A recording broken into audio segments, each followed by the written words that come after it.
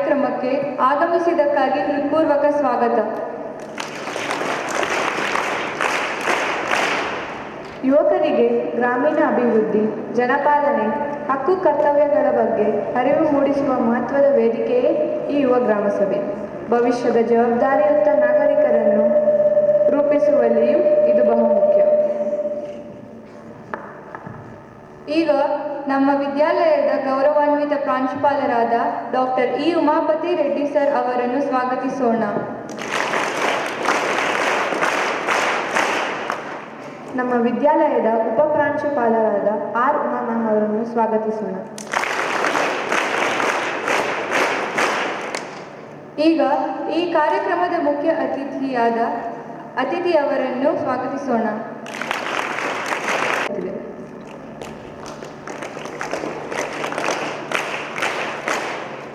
ಈಗ ಸರಸ್ವತಿ ಮೂರ್ತಿ ಹಾಗೂ ರಾಷ್ಟ್ರ ನಾಯಕರ ಭಾವಚಿತ್ರಗಳಿಗೆ ಮಾಲಾರ್ಪಣೆ ಮಾಡಲು ಪ್ರಾಚಾರ್ಯರು, ಉಪ ಪ್ರಾಚಾರ್ಯರು ಹಾಗೂ ಮುಖ್ಯ ಅತಿಥಿಗಳನ್ನು ವೇದಿಕೆಗೆ ಆಹ್ವಾನಿಸುತ್ತಿದ್ದೇವೆ.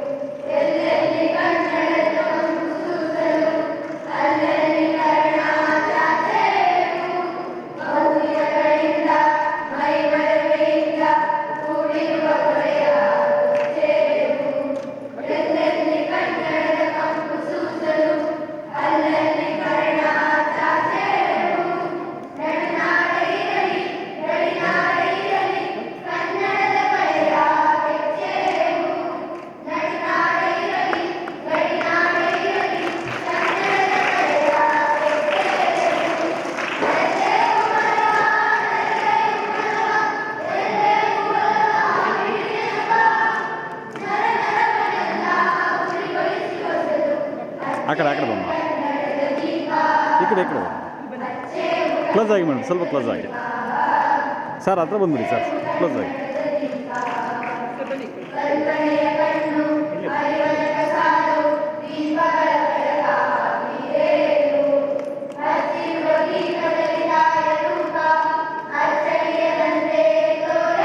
ಓಕೆ ಮಾ, ಗಾಡಿ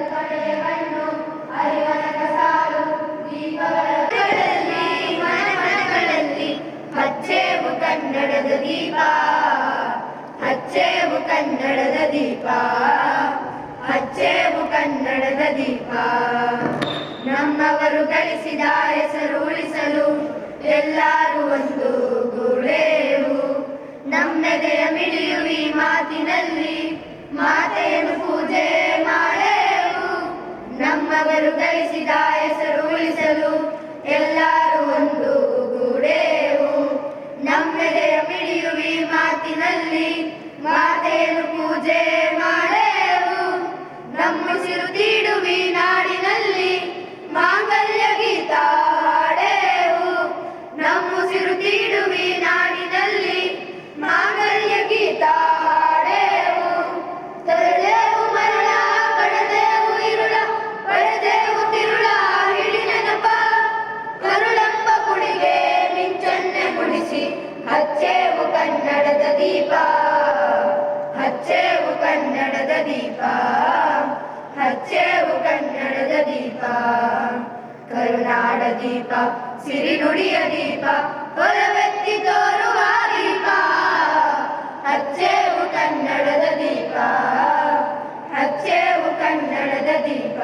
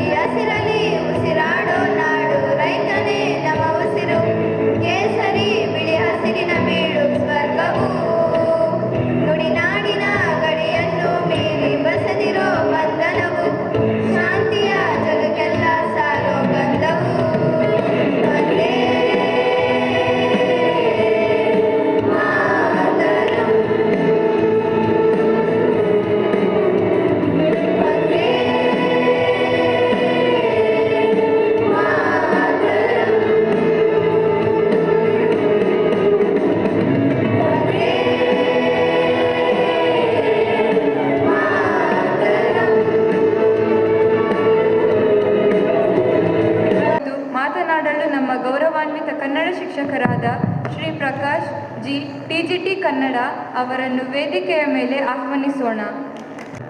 ವಿದ್ಯಾಲಯದ ಮಾನ್ಯ ಪ್ರಾಚಾರ್ಯರಾಗಿರುವಂಥ ಶ್ರೀ ಉಮಾಪತಿ ರೆಡ್ಡಿ ಸರ್ ಅವರಿಗೆ, ಉಪಪ್ರಾಚಾರ್ಯರಾಗಿರುವಂಥ ಶ್ರೀಮತಿ ಉಮಾ ಮೇಡಮ್ ಅವರಿಗೆ, ಹಾಗೂ ಈ ಕಾರ್ಯಕ್ರಮದ ಮುಖ್ಯ ಅತಿಥಿಯಾಗಿ ಆಗಮಿಸಿರುವಂಥ ಶ್ರೀಮತಿ ಚೌಡೇಶ್ವರಿಯವರು, ಜಿಲ್ಲಾ ಪಂಚಾಯತ್ ಮಾಜಿ ಅಧ್ಯಕ್ಷರು, ಇವರಿಗೆ ಹಾಗೂ ಎಲ್ಲ ಶಿಕ್ಷಕರಿಗೆ ಹಾಗೂ ಪ್ರೀತಿ ವಿದ್ಯಾರ್ಥಿಗಳಿಗೆ ನನ್ನ ನಮಸ್ಕಾರಗಳು.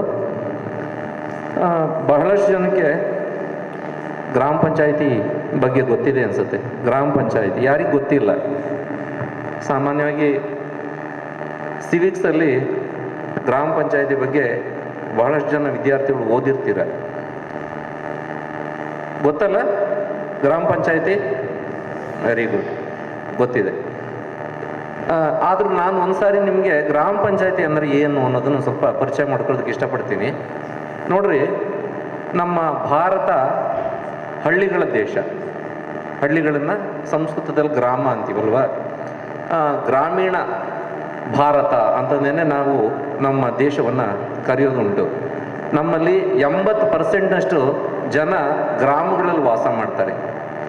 ಈ ಗ್ರಾಮೀಣ ವಾತಾವರಣ ಏನಿದೆ ನಮ್ಮಲ್ಲಿ, ಇದು ಇಡೀ ದೇಶಕ್ಕೆ ಬಹಳ ಮಹತ್ವದ ಕೊಡುಗೆಯನ್ನು ನೀಡ್ತಾ ಇರುವಂಥ ಒಂದು ಸಂದರ್ಭವನ್ನು ನಾವು ಕಾಣ್ತೀವಿ. ನೋಡ್ರಿ, ಈ ಗ್ರಾಮಗಳಲ್ಲಿ ಮನುಷ್ಯ ಒಂದು ಸಂಘಟಿತ ಜೀವನವನ್ನು ನಡೆಸೋದಕ್ಕೆ ಪ್ರಾರಂಭ ಮಾಡಿದ ಮೇಲೆ ಒಂದು ವ್ಯವಸ್ಥೆ ಅನ್ನೋದು ಅಗತ್ಯ ಆಯಿತು ಮನುಷ್ಯನಿಗೆ. ಈ ಒಂದು ವ್ಯವಸ್ಥೆಯನ್ನು ತರುವುದಕ್ಕಾಗಿ ಅವನು ತನ್ನದೇ ಆದ ಒಂದು ಮಾರ್ಗವನ್ನು ಕಂಡುಕೊಂಡ. ಅದರ ಪರಿಣಾಮವಾಗಿ ನಾವು ಈ ಗ್ರಾಮ ಪಂಚಾಯಿತಿಯನ್ನು, ಗ್ರಾಮ ಸಭೆಗಳನ್ನು ನಾವು ಬಹಳ ಪ್ರಾಚೀನ ಭಾರತದಲ್ಲೇ ನೋಡೋದಕ್ಕೆ ಸಾಧ್ಯ ಇದೆ. ನಿಮಗೆ ಈ ವಿಷಯ ಬಹುಶಃ ಗೊತ್ತಿರಲಾರ್ದು, ಅಥರ್ವಣ ವೇದಗಳಲ್ಲಿ ನಾಲ್ಕು ವೇದಗಳಲ್ಲಿ ಅಥರ್ವಣ ವೇದ ಕೂಡ ಒಂದು. ಋಗ್ವೇದ, ಯಜುರ್ವೇದ, ಸಾಮವೇದ, ಅಥರ್ವಣ ವೇದ. ಈ ಋಗ್ವೇದದಲ್ಲಿ ಸಮಿತಿ ಅನ್ನುವಂಥ ಶಬ್ದ ಬಹಳಷ್ಟು ಸಾರಿ ಬಳಕೆಯಾಗಿದೆ. ಮತ್ತೆ ಅದು ವಿಶೇಷವಾಗಿ, ಈ ಸಮಿತಿ ಅನ್ನೋ ಶಬ್ದ ವಿಶೇಷವಾಗಿ ಈ ಗ್ರಾಮ ಪಂಚಾಯಿತಿ ಸಂಬಂಧಪಟ್ಟಿದ್ದೇ ಆಗಿದೆ. ನಾವು ವೇದಗಳಲ್ಲಿ ಈ ಶಬ್ದವನ್ನು ಮತ್ತೆ ಮತ್ತೆ ಬಳಕೆಯಾಗಿರೋದನ್ನು ನೋಡ್ತೀವಿ. ಈ ಶಬ್ದ ಒಂದು ಸುಸಂಘಟಿತವಾದ ಗ್ರಾಮ ವ್ಯವಸ್ಥೆಯನ್ನು ಕುರಿತಾಗಿಯೇ ಬಳಕೆಯಾಗಿರುವಂಥ ಒಂದು ಶಬ್ದ. ಹಳ್ಳಿಗಳಲ್ಲಿ ನೀವು ಈಗಲೂ ಕೂಡ ಯಾವುದಾದ್ರೂ ಹಳೆ ಮೂವಿಗಳನ್ನ ನೋಡಿದರೆ, ಅಥವಾ ಹೊಸ ಮೂವಿಗಳಲ್ಲೂ ಕೂಡ, ಮತ್ತು ನಿಮ್ಮ ಹಳ್ಳಿಗಳಲ್ಲೂ ಕೂಡ ಕೆಲವು ಭಾಳ ಇಂಟೀರಿಯರ್ ಹಳ್ಳಿಗಳು ಅಂತ ನಾವು ಯಾವುದನ್ನು ಕರಿತೀವಿ,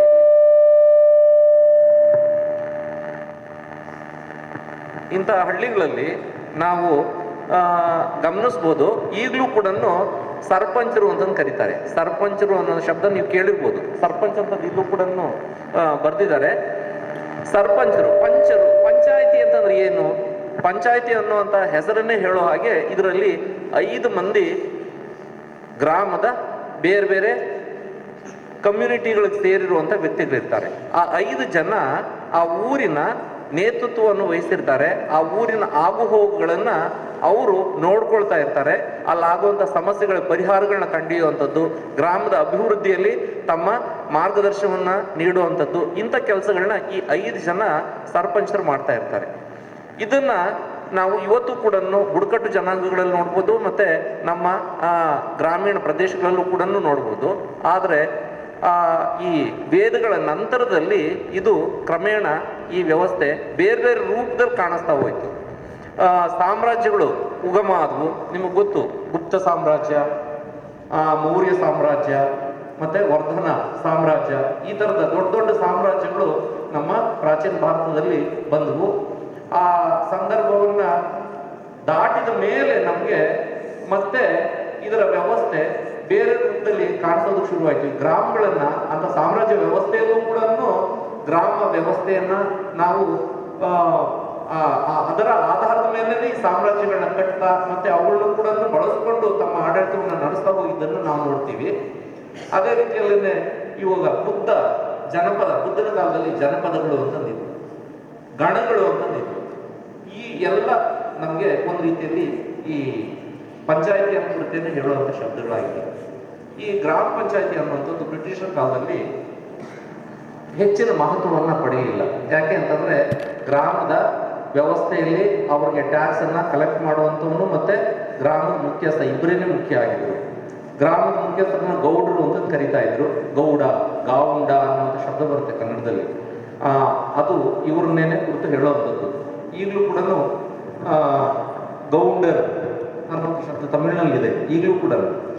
ಈ ಶಬ್ದ ಗ್ರಾಮದ ಮುಖ್ಯಸ್ಥ ಅನ್ನೋದನ್ನ ಹೇಳುತ್ತೆ. ಅದೇ ರೀತಿಯಲ್ಲೇ ಇನ್ನೊಂದು ಶಬ್ದ ಬರುತ್ತೆ, ಶಾನುಭೋಗ, ಸೇನಭೋವ ಅನ್ನುವಂಥ ಶಬ್ದದಿಂದ ಶಾನುಭೋಗ ಅಂತ ಬರುತ್ತೆ. ಅವನು ಊರಿನ ಟ್ಯಾಕ್ಸನ್ನು, ಮನೆಯದು ಮತ್ತೆ ಹೊಲದ ಬೆಳೆಯ ಕಂದಾಯವನ್ನ ಕಲೆಕ್ಟ್ ಮಾಡ್ತಾ ಇದ್ದಂಥವನು ಮತ್ತೆ ಅದನ್ನು ಸರ್ಕಾರಕ್ಕೆ ಸಲ್ಲಿಸ್ತಾ ಇದ್ದಂಥವನು. ಇಂಥ ವ್ಯವಸ್ಥೆಗಳನ್ನ ನಾವು ಬ್ರಿಟಿಷ್ ರಾಜಲ್ಲಿ ನೋಡ್ತೀವಿ. ಆದರೆ ಸ್ವಾತಂತ್ರ್ಯ ಬಂದ ಮೇಲೆ ನಿರ್ಜೀವವಾಗಿದ್ದಂಥ ಈ ಗ್ರಾಮ ಪಂಚಾಯಿತಿಯನ್ನ ಸರ್ಕಾರ ಮತ್ತೆ ಅವುಗಳನ್ನ ಪುನರುಜ್ಜೀವನಗೊಳಿಸೋದಕ್ಕೆ ಸಾಕಷ್ಟು ಪ್ರಯತ್ನಗಳನ್ನ ಮಾಡ್ತೀವಿ. ನಮಗೆ ಬಹಳ ಮುಖ್ಯವಾದ ಒಂದು ಬದಲಾವಣೆ ಯಾವಾಗ ಕಾಣಿಸುತ್ತೆ ಅಂತಂದ್ರೆ 1992ರಲ್ಲಿ 73ರಲ್ಲಿ ಕಾನ್ಸ್ಟಿಟ್ಯೂಷನಲ್ ಅಮೆಂಡ್ಮೆಂಟ್ ಆಕ್ಟ್ ಅಂತಂದು ಒಂದು ಬಂತು.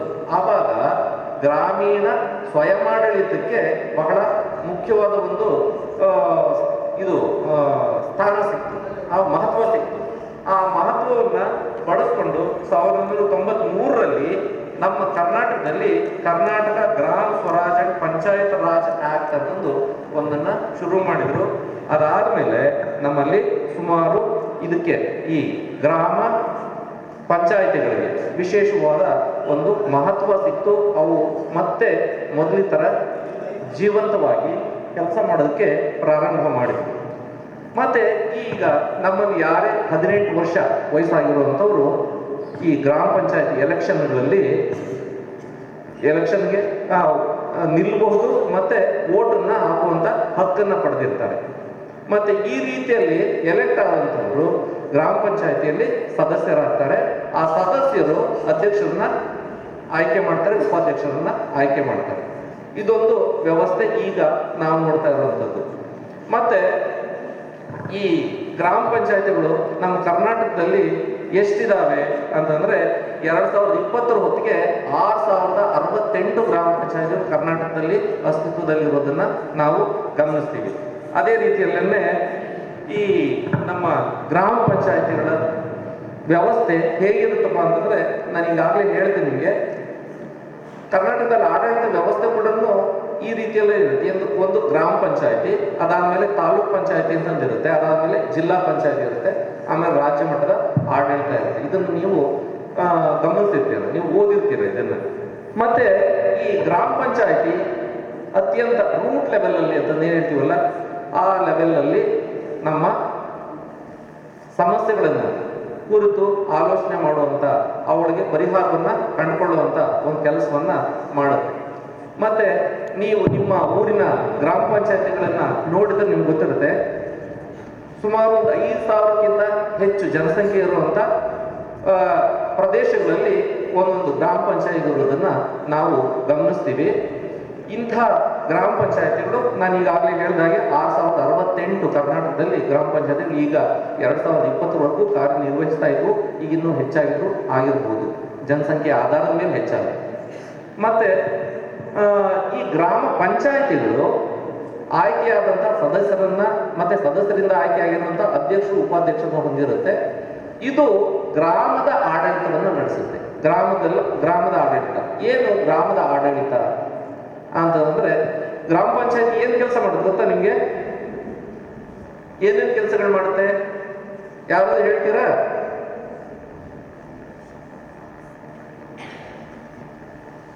ಹೇಳ್ತೀರಾ ಯಾರಾದ್ರೂ? ಗ್ರಾಮ ಪಂಚಾಯತ್ ಕೆಲಸಗಳೇನು? ಗ್ರಾಮ ಪಂಚಾಯತಿ ಊರಿನ ನೈರ್ಮಲ್ಯೀಕರಣ, ನಿಮ್ಮೂರಲ್ಲಿ ಸಂತೆಗಳಾಗ್ತಾವಲ್ಲ, ಆ ಸಂತೆಗಳಲ್ಲಿ ಅಂಗಡಿಗಳಿರ್ತವೆ, ಆ ಅಂಗಡಿಗಳಿಂದ ಟ್ಯಾಕ್ಸ್ ಕಲೆಕ್ಟ್ ಮಾಡುವಂಥ ಕೆಲಸನ, ಮತ್ತೆ ಗ್ರಾಮ ನೈರ್ಮಲ್ಯೀಕರಣ ಅಂತ ಗೊತ್ತು ನಿಮಗೆ, ಏನು ಚರಂಡಿಗಳ ವ್ಯವಸ್ಥೆ ಮತ್ತೆ ಸ್ವಚ್ಛತೆಯ ವ್ಯವಸ್ಥೆ ಇಂಥದ್ದನ್ನೆಲ್ಲ ನೋಡ್ಕೊಳ್ಳುವಂಥದ್ದು ಗ್ರಾಮ ಪಂಚಾಯತಿಗಳ ಕೆಲಸ. ಮತ್ತೆ ರಸ್ತೆಗಳು ಏನಾದರೂ ಹಾಳಾಗಿದ್ರೆ ಅಥವಾ ಹೊಸ ರಸ್ತೆಗಳನ್ನ ಮಾಡಬೇಕಾದ ಅಗತ್ಯ ಇದ್ರೆ, ಬೀದಿ ದೀಪಗಳು ನೋಡಿದ್ದೀರಾ, ಲೈಟಿಂಗ್ ವ್ಯವಸ್ಥೆ ನೋಡಿದ್ದೀರಾ ಅಲ್ವಾ? ಈ ಎಲ್ಲ ಎಲೆಕ್ಟ್ರಿಸಿಟಿನ ಇವೆಲ್ಲವುಗಳನ್ನು ನೋಡ್ಕೊಳ್ಳುವಂಥದ್ದು ಈ ಗ್ರಾಮ ಪಂಚಾಯತಿನೇ. ಆ ಗ್ರಾಮ ಪಂಚಾಯತಿ ವ್ಯಾಪ್ತಿಯಲ್ಲಿ ಬರುವಂಥ ಈ ಥರದ ಇದನ್ನ. ಮತ್ತೆ ಆರೋಗ್ಯಕ್ಕೆ ಸಂಬಂಧಪಟ್ಟಂಥ ವಿಷಯಗಳನ್ನ, ಶಾಲೆಗೆ ಸಂಬಂಧಪಟ್ಟಂಥ ವಿಷಯಗಳನ್ನ, ಎಜುಕೇಶನ್ ಸಂಬಂಧಪಟ್ಟಂಥ ವಿಷಯಗಳನ್ನ, ಇಂಥವುಗಳೆಲ್ಲನೂ ಗ್ರಾಮ ಪಂಚಾಯತಿ ನೋಡ್ಕೊಳ್ಳುತ್ತೆ. ಲಕ್ಷ್ಮಿ ಅವರನ್ನು ಆಹ್ವಾನಿಸುತ್ತೇನೆ.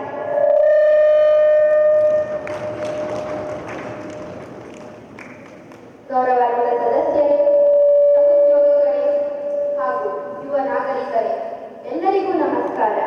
ನಾವು ಇಂದು ಈ ಮಾದರಿ ಯುವ ಗ್ರಾಮ ಸಭೆಯಲ್ಲಿ ಒಂದು ಉದ್ದೇಶಕ್ಕಾಗಿ ಒಟ್ಟುಗೂಡಿದ್ದೇವೆ. ಇಂದಿನ ಈ ಸಭೆಯ ಉದ್ದೇಶ, ನಾವು ನಮ್ಮ ಗ್ರಾಮ ಹಾಗೂ ಶಾಲೆಯ ಅಭಿವೃದ್ಧಿಗಾಗಿ ನಮ್ಮ ಧ್ವನಿಯನ್ನು ಎತ್ತಿಸುವುದು, ಸಮಸ್ಯೆಗಳನ್ನು ಮಂಡಿಸುವುದು ಹಾಗೂ ಆ ಸಮಸ್ಯೆಗಳಿಗೆ ಪರಿಹಾರಗಳನ್ನು ಕಂಡುಕೊಳ್ಳುವುದು. ಇದನ್ನು ನೆನಪಿನಲ್ಲಿ ಇಟ್ಟುಕೊಳ್ಳುತ್ತಾ ಮುಂದುವರಿಯೋಣ. ಕಾರ್ಯದರ್ಶಿಗಳೇ, ಎಲ್ಲಾ ಪ್ರತಿನಿಧಿಗಳು ಹಾಜರಾಗಿದ್ದಾರಾ? ಸರ್ಪಂಚರೇ, ಎಲ್ಲರೂ ಹಾಜರಿದ್ದಾರೆ. ಹಾಗಿದ್ದರೆ ಸಭೆಯನ್ನು ಪ್ರಾರಂಭಿಸಿ.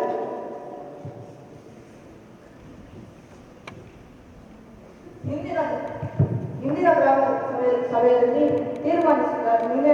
ಆಹ್ವಾನಿಸುತ್ತೇನೆ.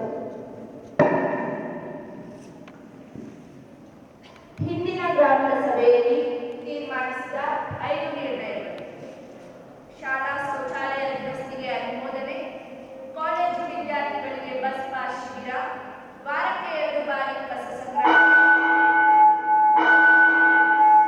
ಬೀದಿ ದೀಪ ಬದಲಾವಣೆ. ಇವುಗಳಲ್ಲಿ 3 ಕಾರ್ಯಗಳು ಪೂರ್ಣಗೊಂಡಿವೆ, ಇನ್ನೆರಡು ಪ್ರಕ್ರಿಯೆಯಲ್ಲಿ. ಹಿಂದಿನ ಈ ನಿರ್ಣಯಗಳ ಬಗ್ಗೆ ಯಾರಾದರೂ ಪ್ರಶ್ನಿಸಬೇಕಾ? ಸರ್ಪಂಚರೇ, ಹೇಳಿ. ಕೆರೆ ಸ್ವಚ್ಛತೆ ಯಾವಾಗ? ಟೆಂಡರ್ ಪ್ರಕ್ರಿಯೆಯಲ್ಲಿ ಇದೆ ಅಕ್ಕ. ಮುಂದಿನ ತಿಂಗಳೇ ಕೆಲಸ ಶುರು.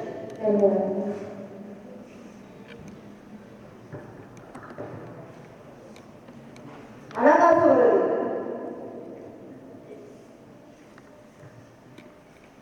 ಗ್ರಾಮ ಪಂಚಾಯಿತಿ ಈ ವರ್ಷ 19.5 ಲಕ್ಷ ರೂಪಾಯಿ ಆದಾಯಗೊಂಡಿದೆ.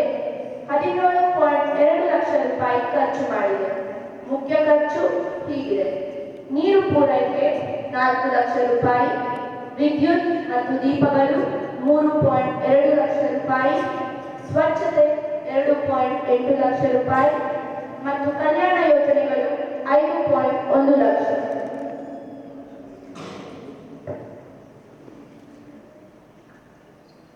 ಈಗ ನಾವು ಸಾಮಾನ್ಯ ಚರ್ಚೆ ವಿಭಾಗಕ್ಕೆ ಪ್ರವೇಶಿಸುತ್ತಿದ್ದೇವೆ.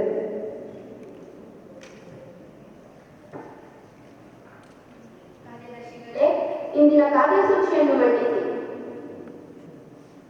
ಧನ್ಯವಾದಗಳು ಸರ್ಪಂಚರೇ.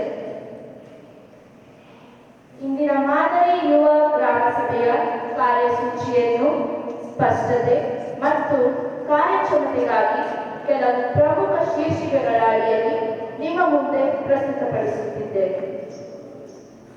ಅಭಿವೃದ್ಧಿ ಮತ್ತು ಸುಧಾರಣೆಗೆ ಸಂಬಂಧಿಸಿದ ವಿಷಯಗಳು: ಶಾಲೆ ಮತ್ತು ಗ್ರಾಮದಲ್ಲಿ ಸ್ವಚ್ಛತೆ, ನಿರ್ದಿಷ್ಟವಾಗಿ ಪ್ಲಾಸ್ಟಿಕ್ ಮುಕ್ತ ಅಭಿಯಾನದ ಮೇಲೆ ಗಮನವನ್ನು ಕೇಂದ್ರಿಸುವುದು, ಆರೋಗ್ಯ, ಕ್ರೀಡೆ ಮತ್ತು ಕೌಶಲ್ಯ ಅಭಿವೃದ್ಧಿ, ಯುವಕರಿಗಾಗಿ ನಿಯಮಿತ ಆರೋಗ್ಯ ಶಿಬಿರಗಳು ಮತ್ತು ವೃತ್ತಿಪರ ತರಬೇತಿ, ಪರಿಸರ ಸಂರಕ್ಷಣೆ, ಜಲಮೂಲಗಳ ನಿರ್ವಹಣೆ ಮತ್ತು ವೃಕ್ಷಾರೋಪಣ ಅಭಿಯಾನದ ಪರಿಶೀಲನೆ, ಸಾಮಾಜಿಕ ಭದ್ರತೆ ಮತ್ತು ಜಾಗೃತಿ, ಬಾಲಕಿಯರ ಸುರಕ್ಷತೆ ಮತ್ತು ಶಾಲೆಗೆ ಸುರಕ್ಷಿತ ಮಾರ್ಗ, ವಿದ್ಯಾರ್ಥಿನಿಯರ ಸುರಕ್ಷಿತ ಸಂಚಾರ ಖಚಿತಪಡಿಸಲು ಪೊಲೀಸ್ ಗಸ್ತು ವ್ಯವಸ್ಥೆಯ ಅವಶ್ಯಕತೆ, ವ್ಯಸನ ಮುಕ್ತಿ ಅಭಿಯಾನ, ಯುವ ಪೀಳಿಗೆಯನ್ನು ಮಾರಕ ವ್ಯಸನದ ದುಷ್ಪರಿಣಾಮಗಳಿಂದ ರಕ್ಷಿಸಲು ಜಾಗೃತಿ ಕಾರ್ಯಕ್ರಮಗಳ ಯೋಜನೆ, ಸೈಬರ್ ಸುರಕ್ಷತೆ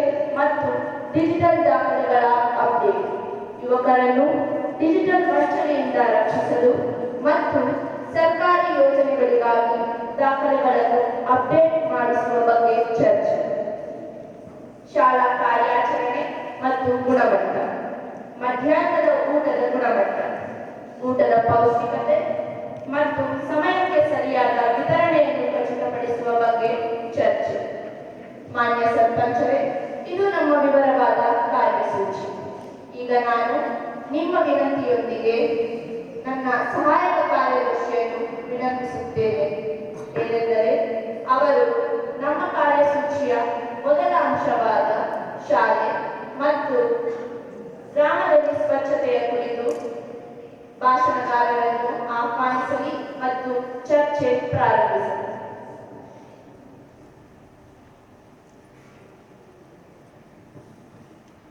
ಧನ್ಯವಾದಗಳು. ನಾವು ಮೊದಲು ಶಿಕ್ಷಣ ವಿಭಾಗಕ್ಕೆ ಸಂಬಂಧಿಸಿದ ವಿಷಯಗಳ ಕುರಿತು ಚರ್ಚಿಸೋಣ. ನಾನು ಮೊದಲನೇದಾಗಿ ಶಿಕ್ಷಣ ವಾರ್ಡ್ ಸದಸ್ಯರನ್ನು ಸ್ವಾಗತಿಸುತ್ತೇನೆ. ಮಾನ್ಯ ಸರ್ಪಂಚರೇ ಮತ್ತು ಎಲ್ಲಾ ಸದಸ್ಯರೇ, ನನ್ನ ಗಮನಕ್ಕೆ ಬಂದಿರುವಂತೆ ವಿದ್ಯಾಲಯದಲ್ಲಿ 2 ತರಗತಿಗಳ ಮೇಲ್ಚಾವಣಿಯಿಂದ ಮನೆ ನೀರು ಸೋರುತ್ತಿದೆ. 3 ಕಪ್ಪು ಹಳೆಗಳು ತುಂಬಾ ಹಳೆಯದಾಗಿವೆ ಮತ್ತು ಸ್ಮಾರ್ಟ್ ಕ್ಲಾಸ್ ಪ್ರೊಜೆಕ್ಟರ್ ಕೂಡ ಕೆಟ್ಟು ಹೋಗಿದೆ. ಇದಕ್ಕೆ ನನ್ನ ಸಲಹೆಗಳೇನೆಂದರೆ, ತರಗತಿಗಳನ್ನು ತಕ್ಷಣವೇ ದುರಸ್ತಿ ಮಾಡಿಸಬೇಕು ಮತ್ತು ತರಗತಿಗಳಲ್ಲಿ ಮೊಬೈಲ್ ನಿಷೇಧ ನಿಯಮವನ್ನು ಕಟ್ಟುನಿಟ್ಟಾಗಿ ಜಾರಿಗೊಳಿಸಬೇಕು. 10ನೇ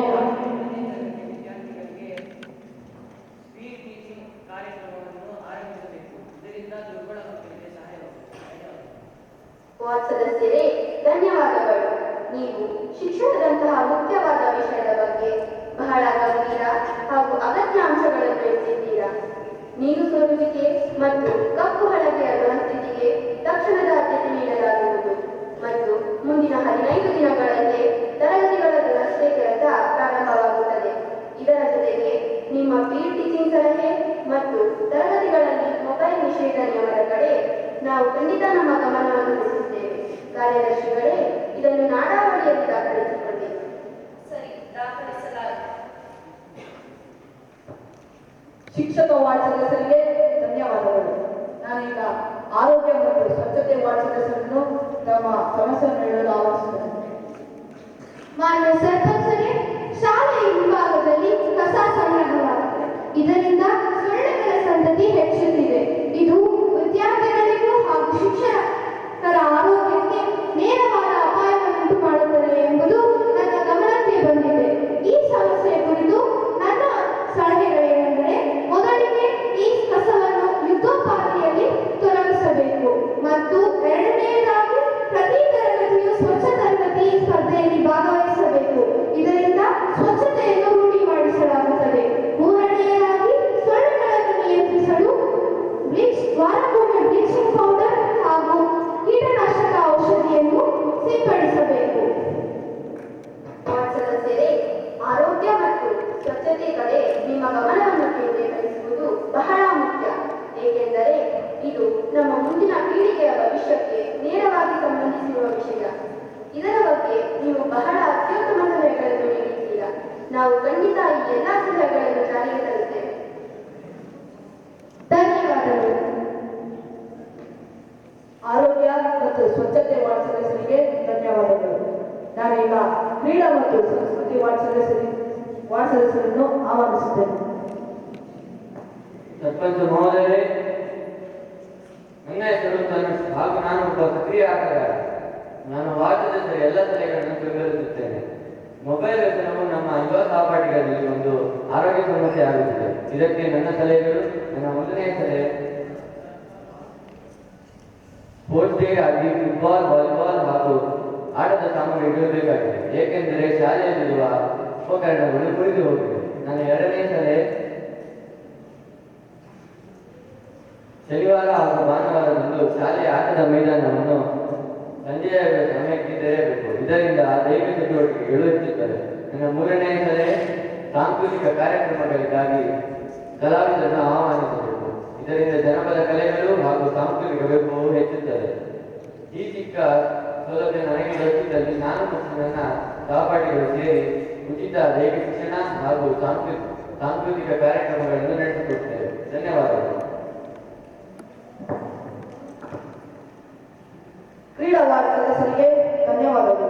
ಇದು ಬಹಳ ಸಕಾರಾತ್ಮಕ ಮತ್ತು ಕಾರ್ಯಗೊಳಿಸಬಹುದಾದ ಪ್ರಾಸ್ತವನೆಯಾಗಿದೆ. ಇಲ್ಲಿ ಹಾಜರಿರುವ ಎಲ್ಲ ಸದಸ್ಯರು ತಮ್ಮ ಸಾಮಾನ್ಯ ಒಪ್ಪಿಗೆಯನ್ನು ನೀಡಿದಾಗ ನಾನು ಇದನ್ನು ಕ್ರಮಕ್ಕೆ ದಾಖಲಿಸುತ್ತೇನೆ. ಸರ್ಪಂಚರೇ, ಈ ದಾಖಲೆಯನ್ನು ಅನುಮತಿಗೊಳಿಸಲು ನೀವು ಅನುಮತಿ ನೀಡುತ್ತೀರಾ? ಹೌದು. ಧನ್ಯವಾದಗಳು.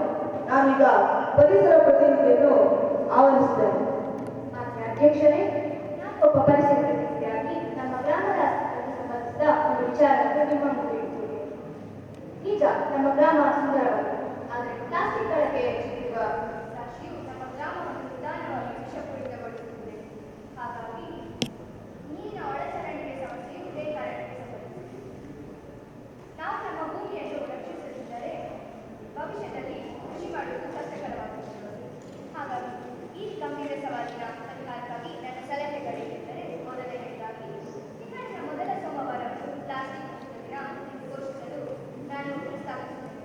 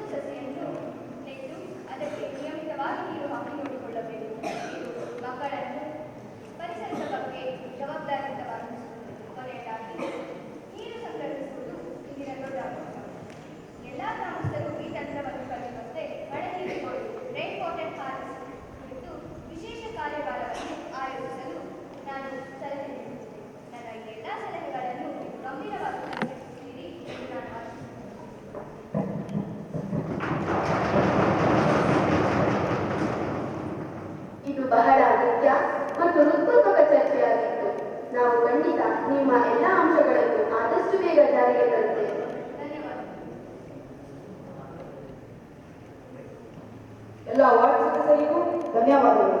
ನಾವು ಶಿಕ್ಷಣ, ಆರೋಗ್ಯ, ಸ್ವಚ್ಛತೆ, ಕ್ರೀಡಾ, ಸಂಸ್ಕೃತಿ ಮತ್ತು ಪರಿಸರಗಳ ಕುರಿತು ಚರ್ಚೆ ನಡೆಸಿದ್ದೇವೆ. ನಾವು ಈಗ ಸಮುದಾಯ ಮತ್ತು ಆಡಳಿತಾತ್ಮಕ ವಿಷಯಗಳ ಕುರಿತು ಚರ್ಚಿಸೋಣ. ನಾನು ಮೊದಲನೇದಾಗಿ ಶಿಕ್ಷಕ ಪ್ರತಿನಿಧಿಯನ್ನು ಆಹ್ವಾನಿಸುತ್ತೇನೆ.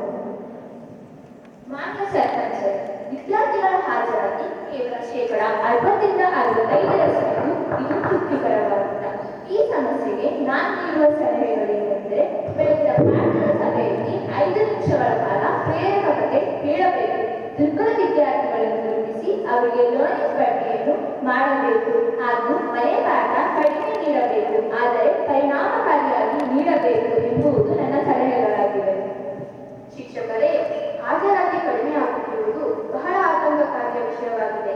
ಏಕೆಂದರೆ ಇದರಿಂದ ಸರ್ಕಾರಿ ಯೋಜನೆಗಳ ಲಾಭವು ಮಕ್ಕಳಿಗೆ ತಲುಪುವುದಿಲ್ಲ.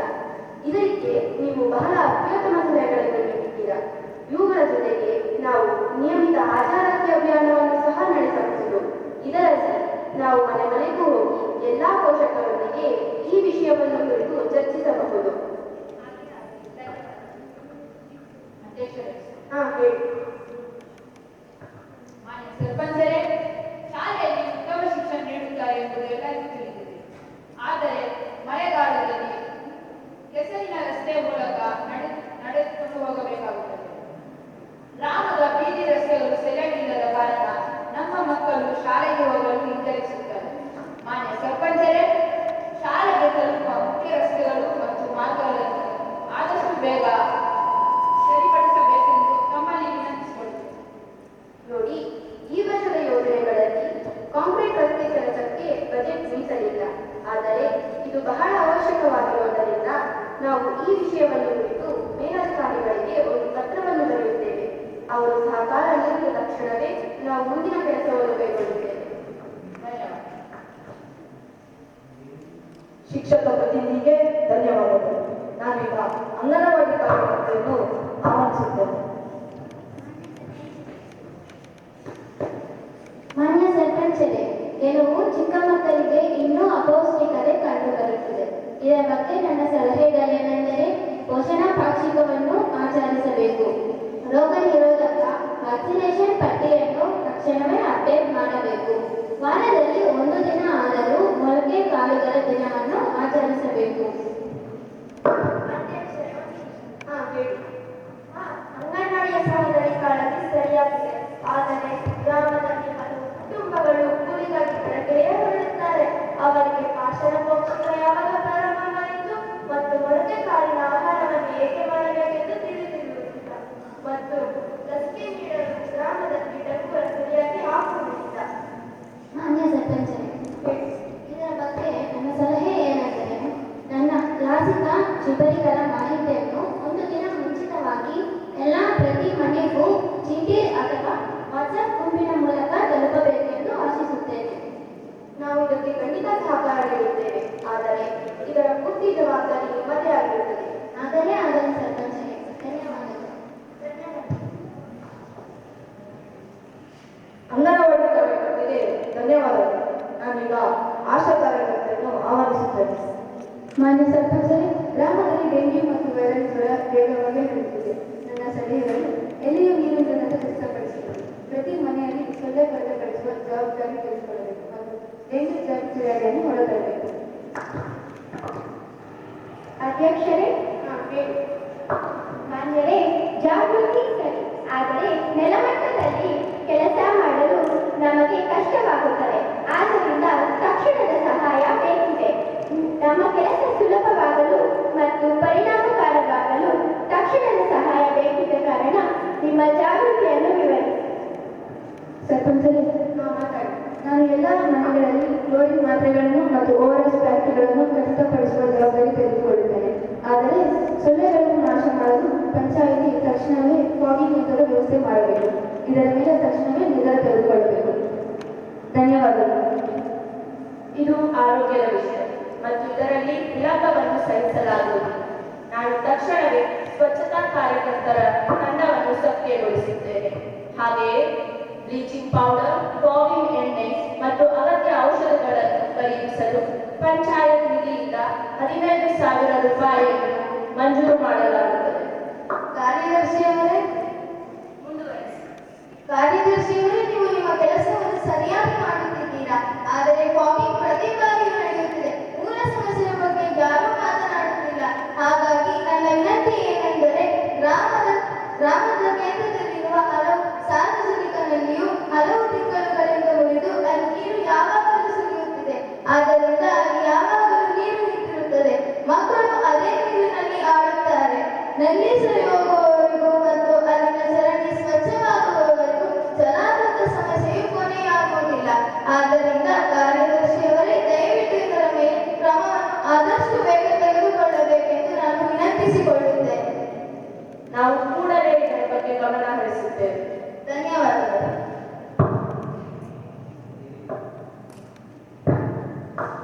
ಆಶಾ ಕಾರ್ಯಕರ್ತೆಗೆ ಧನ್ಯವಾದಗಳು. ನಾನೀಗ ಡೇಟಾ ಎಂಟ್ರಿ ಆಪರೇಟರನ್ನು ಆಹ್ವಾನಿಸುತ್ತೇನೆ. ಸರ್ಪಂಚರೇ ಹಾಗೂ ಎಲ್ಲ ಸದಸ್ಯರೇ, ನಮ್ಮ ಹಳ್ಳಿಯಲ್ಲಿ ಹಲವು ವಿದ್ಯಾರ್ಥಿಗಳ ಆಧಾರ್ ಕಾರ್ಡ್ ಮತ್ತು ಬ್ಯಾಂಕ್ ಖಾತೆಗಳು ಇನ್ನೂ ಅಪ್ಡೇಟ್ ಆಗಿಲ್ಲ. ಇದರಿಂದ ಅವರಿಗೆ ಸರ್ಕಾರಿ ಯೋಜನೆಗಳ ಲಾಭ ಸಿಗುವುದಿಲ್ಲ. ನನ್ನ ಇದು ಸಲಹೆ ಏನೆಂದರೆ, ಮುಂದಿನ ವಾರದಿಂದಲೇ ನಮ್ಮ ಶಾಲೆಯಲ್ಲಿ ಒಂದು ಡಾಕ್ಯುಮೆಂಟ್ ಅಪ್ಡೇಟ್ ಕ್ಯಾಂಪ್ ಅನ್ನು ರಚಿಸಬೇಕು. ಇದರಿಂದ ಕೆಲಸ ಬೇಗ ಆಗುತ್ತದೆ. ಸರಿ, ನಾವು ಆ ಕ್ಯಾಂಪ್ ಅನ್ನು ಆಯೋಜಿಸಲು ಏರ್ಪಾಟುಗಳನ್ನು ಮಾಡುತ್ತೇವೆ. ಧನ್ಯವಾದಗಳು. ಡೇಟಾ ಎಂಟ್ರಿ ಆಪರೇಟರ್ಗೆ ಧನ್ಯವಾದಗಳು. ನಾನೀಗ ಕೃಷಿ ಸಹಾಯಕರನ್ನು ಆಹ್ವಾನಿಸುತ್ತೇನೆ. ಮಾನ್ಯರೇ, ನಾವು ಒಂದು ದೊಡ್ಡ ಅಪಾಯವನ್ನು ಪ್ರದರ್ಶಿಸುತ್ತಿದ್ದೇವೆ ಎಂದು ನನಗೆ ಅನಿಸುತ್ತದೆ. ನಮ್ಮ ಯುವಕರು ನಮ್ಮ ಮಕ್ಕಳಿಂದ ದೂರವಾಗುತ್ತಿದ್ದಾರೆ. ಮುಂದಿನ ಪೀಳಿಗೆ ಕೃಷಿ ಮಾಡದಿದ್ದರೆ ನಮ್ಮ ಗ್ರಾಮವು ಆರ್ಥಿಕವಾಗಿ ದುರ್ಬಲವಾಗುತ್ತದೆ. ಅವರನ್ನು ಮತ್ತೆ ನಮ್ಮ ಮನೆಗೆ ಹಿಂದಿರುಗಿಸಬೇಕು. ಮಾನ್ಯ ಸರ್ಪಂಚರೇ, ನಾನು ಈ ವಿಷಯದ ಕುರಿತು ಸಲಹೆಗಳನ್ನು ನೀಡಲು ಬಯಸುತ್ತೇನೆ. ಶಾಲೆಗಳಲ್ಲಿ ಸಣ್ಣ ಕಿಚನ್ ಗಾರ್ಡನ್ ನಿರ್ಮಿಸಿ. ಇದರಿಂದ ಮಕ್ಕಳಿಗೆ ಕೃಷಿಯ ಪರಿಚಯವಾಗುತ್ತದೆ. ರೈತರನ್ನು ಸಿರಿಧಾನ್ಯಗಳ ಜಾಗೃತಿಯನ್ನು ಏರ್ಪಡಿಸಿ.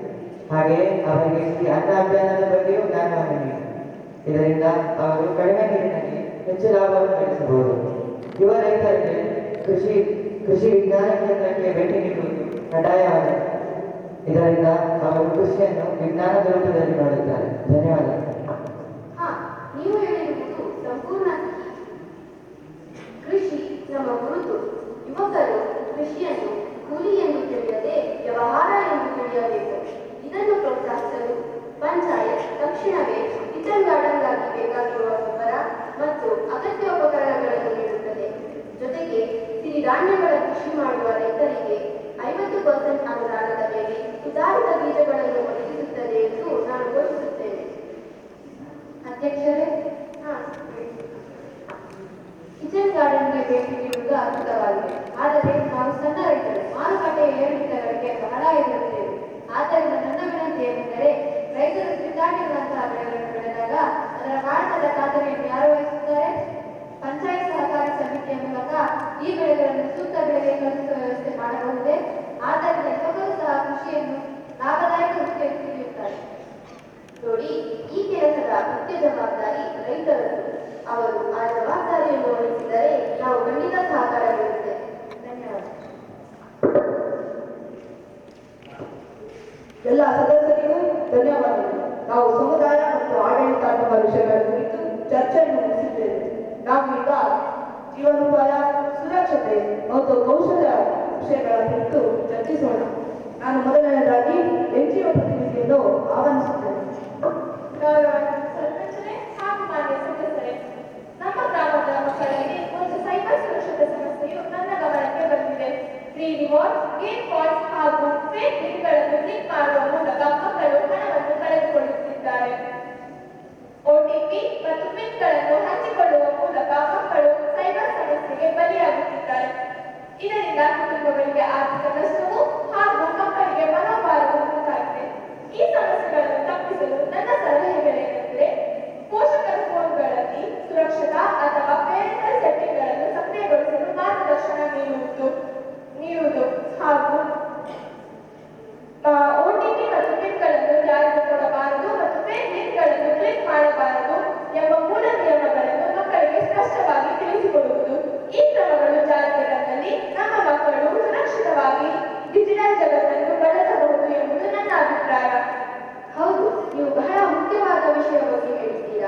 ಇಂತಹವುಗಳಿಗೆ ಹಲವಷ್ಟು ಜನ ಬಲಿಯಾಗಿದ್ದಾರೆ.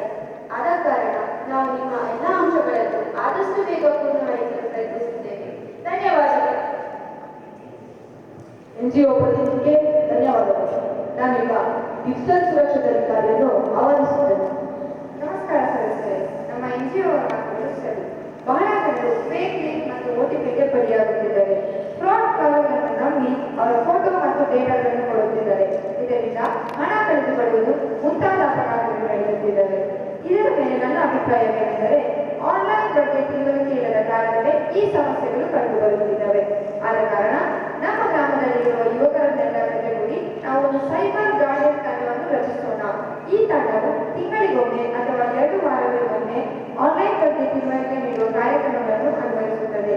ಹಾಗೆ ಎಲ್ಲರಿಗೂ ತಿಳಿಸೋಣ, ಆನ್ಲೈನ್ನಲ್ಲಿ ಏನೇ ತೊಂದರೆ ಇದ್ದರೂ 1930ಗೆ ತಕ್ಷಣವೇ ಕರೆ ನೀಡಬೇಕೆಂದು. ನಾವು ಏನಾದರೂ ಎಚ್ಚರಿದ್ದರೆ ಯಾವ ಸೈಬರ್ ಕ್ರೈಮ್ ನಮ್ಮ ಗ್ರಾಮವನ್ನು ತರಲು ಸಾಧ್ಯವಿಲ್ಲ. ನೀವು ಅವರಂತೆ ಸರಿಯಾಗಿ ಹೇಳುತ್ತೀರಾ ಮತ್ತು ನಿಮ್ಮ ಎಲ್ಲ ಅಂಶಗಳು ತುಂಬಾ ಉಪಯೋಗಕರವಾಗಿವೆ. ಆದ ಕಾರಣ ನಾವು ನಿಮ್ಮ ಈ ಎಲ್ಲ ಅಂಶಗಳನ್ನು ಆದಷ್ಟು ಬೇಗ ಜಾರಿಗೆ ತರುತ್ತೇವೆ. ಧನ್ಯವಾದಗಳು. ಡಿಜಿಟಲ್ ಸುರಕ್ಷಾಧಿಕಾರಿಗೆ ಧನ್ಯವಾದಗಳು. ನಾನೀಗ ಪೊಲೀಸ್ ಪ್ರತಿನಿಧಿಯನ್ನು ಆಹ್ವಾನಿಸುತ್ತೇನೆ.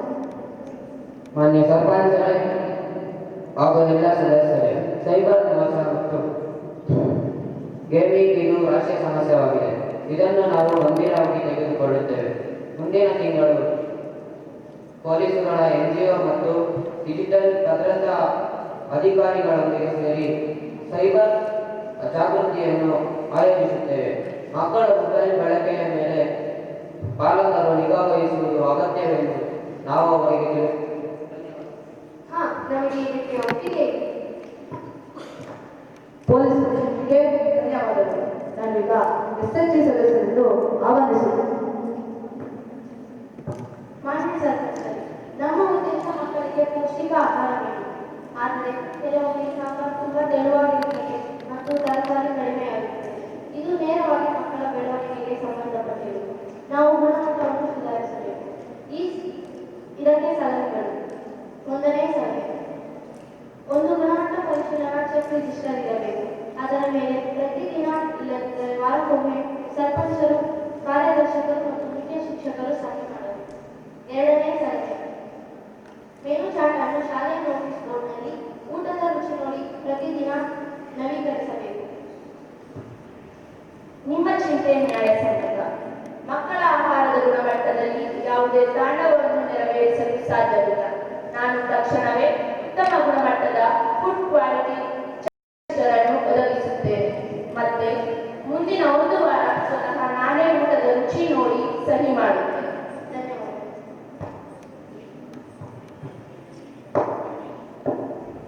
SHG ಸದಸ್ಯರಿಗೆ ಧನ್ಯವಾದಗಳು.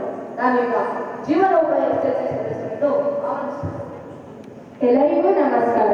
ಸರ್ಪಂಚರೇ, ನಾವು ಮಕ್ಕಳನ್ನು ಕೇವಲ ಉದ್ಯೋಗಕ್ಕಾಗಿ ಸಿದ್ಧಗೊಳಿಸುತ್ತಿದ್ದೇವೆ, ಉದ್ಯಮಿ ಆಗಲು ಅಲ್ಲ. ಅವರಿಗೆ ಚಿಕ್ಕ ವಯಸ್ಸಿನಿಂದಲೇ ಕೈಕೆಲಸ ಮತ್ತು ಮಾರುಕಟ್ಟೆ ತಿಳುವಳಿಕೆ ದೊರೆಯಬೇಕು. ಇದಕ್ಕೆ ನನ್ನ ಸಲಹೆಗಳೇನೆಂದರೆ, ಜೂಟ್ ಬ್ಯಾಗ್, ಪೇಪರ್ ಕ್ರಾಫ್ಟ್, ಮೇಣದ ದೀಪ ತಯಾರಿಕೆ ಕಾರ್ಯಗಳನ್ನು ನಡೆಯಬೇಕು ಮತ್ತು ಅರ್ವಯುಲ ಚಟುವಟಿಕೆಗಳನ್ನು ನಡೆಸಬೇಕು. ನೀವು ಹೇಳಿರುವುದು ಮಕ್ಕಳಿಗೆ ಬಹಳ ಅವಶ್ಯಕ. ನಾವು ಖಂಡಿತ ನಮ್ಮ ಗ್ರಾಮದ ಮಕ್ಕಳಿಗೆ ಇಂತಹ ಶಿಕ್ಷಣ ಪ್ರತಿದಿನ ಅಲ್ಲದಿದ್ದರೂ ತಿಂಗಳಲ್ಲಿ 1 ದಿನ ಆದರೂ ಸಿಗುವಂತೆ ಏರ್ಪಾಡುಗಳನ್ನು ಮಾಡಿದ್ದೇವೆ. ಧನ್ಯವಾದಗಳು ಸರ್. ಜೀವನೋಪಾಯ SHG ಸದಸ್ಯರಿಗೆ ಧನ್ಯವಾದಗಳು. ನಾನೀಗ ಜಿಲ್ಲಾ ಉದ್ಯೋಗಾಧಿಕಾರಿಯನ್ನು ಸ್ವಾಗತಿಸುತ್ತೇನೆ. ಮಾನ್ಯ ಸರ್ಪಂಚರೇ, ಎಲ್ಲರಿಗೂ ಈ ಸಲಹೆ ಅತ್ಯಂತ ಸಂಯೋಜಿತವಾಗಿದೆ. ನಮ್ಮ ಜಿಲ್ಲೆಯಲ್ಲಿರುವ ಯುವಕರಿಗೆ ಕೌಶಲ್ಯಾಭಿವೃದ್ಧಿ ನೀಡುವುದು ನಮ್ಮ ಮುಖ್ಯ ಆದ್ಯತೆಯಾಗಿದೆ. ಇದರಿಂದ ಸರ್ಕಾರದ ಸಲಹೆ ಏನೆಂದರೆ, PM ವಿಶ್ವಕರ್ಮ ಸ್ಕೀಮ್ ಅಡಿಯಲ್ಲಿ ಅವರಿಗೆ ತರಬೇತಿ ನೀಡುವುದು ಹಾಗೂ ಅವರಿಗೆ ಕಚ್ಚಾ ಸಾಮಾನು ಹಾಗೂ ಆನ್ಲೈನ್ ಮಾರುಕಟ್ಟೆಯ ಉತ್ಪನ್ನಗಳನ್ನು ಸಮರ್ಪಿಸುವ ಮೂಲಕ ಸಹಾಯ ನೀಡಲಾಗುತ್ತದೆ. ನಾವು ತಕ್ಷಣವೇ ಕೆಲಸವನ್ನು ಪ್ರಾರಂಭಿಸಬಹುದು. ನಾನು ಪಂಚಾಯತ್ ಭವನದಲ್ಲಿ ಕೌಶಲ್ಯ ಕೇಂದ್ರಕ್ಕಾಗಿ ಜಾಗವನ್ನು ಮೀಸಲಿಡುತ್ತೇನೆ. ಧನ್ಯವಾದಗಳು.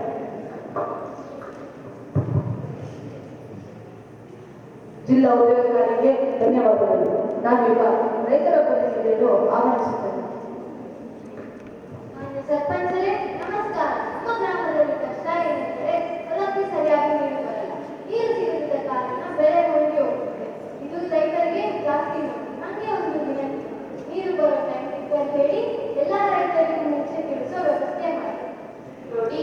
ಎಲ್ಲ ರೈತರಿಗೂ ನೀರು ಬೇಕು. ಆದ ಕಾರಣ ಕೆಲವೊಂದು ಸಾರಿ ಹೀಗೆ ಆಗುತ್ತದೆ.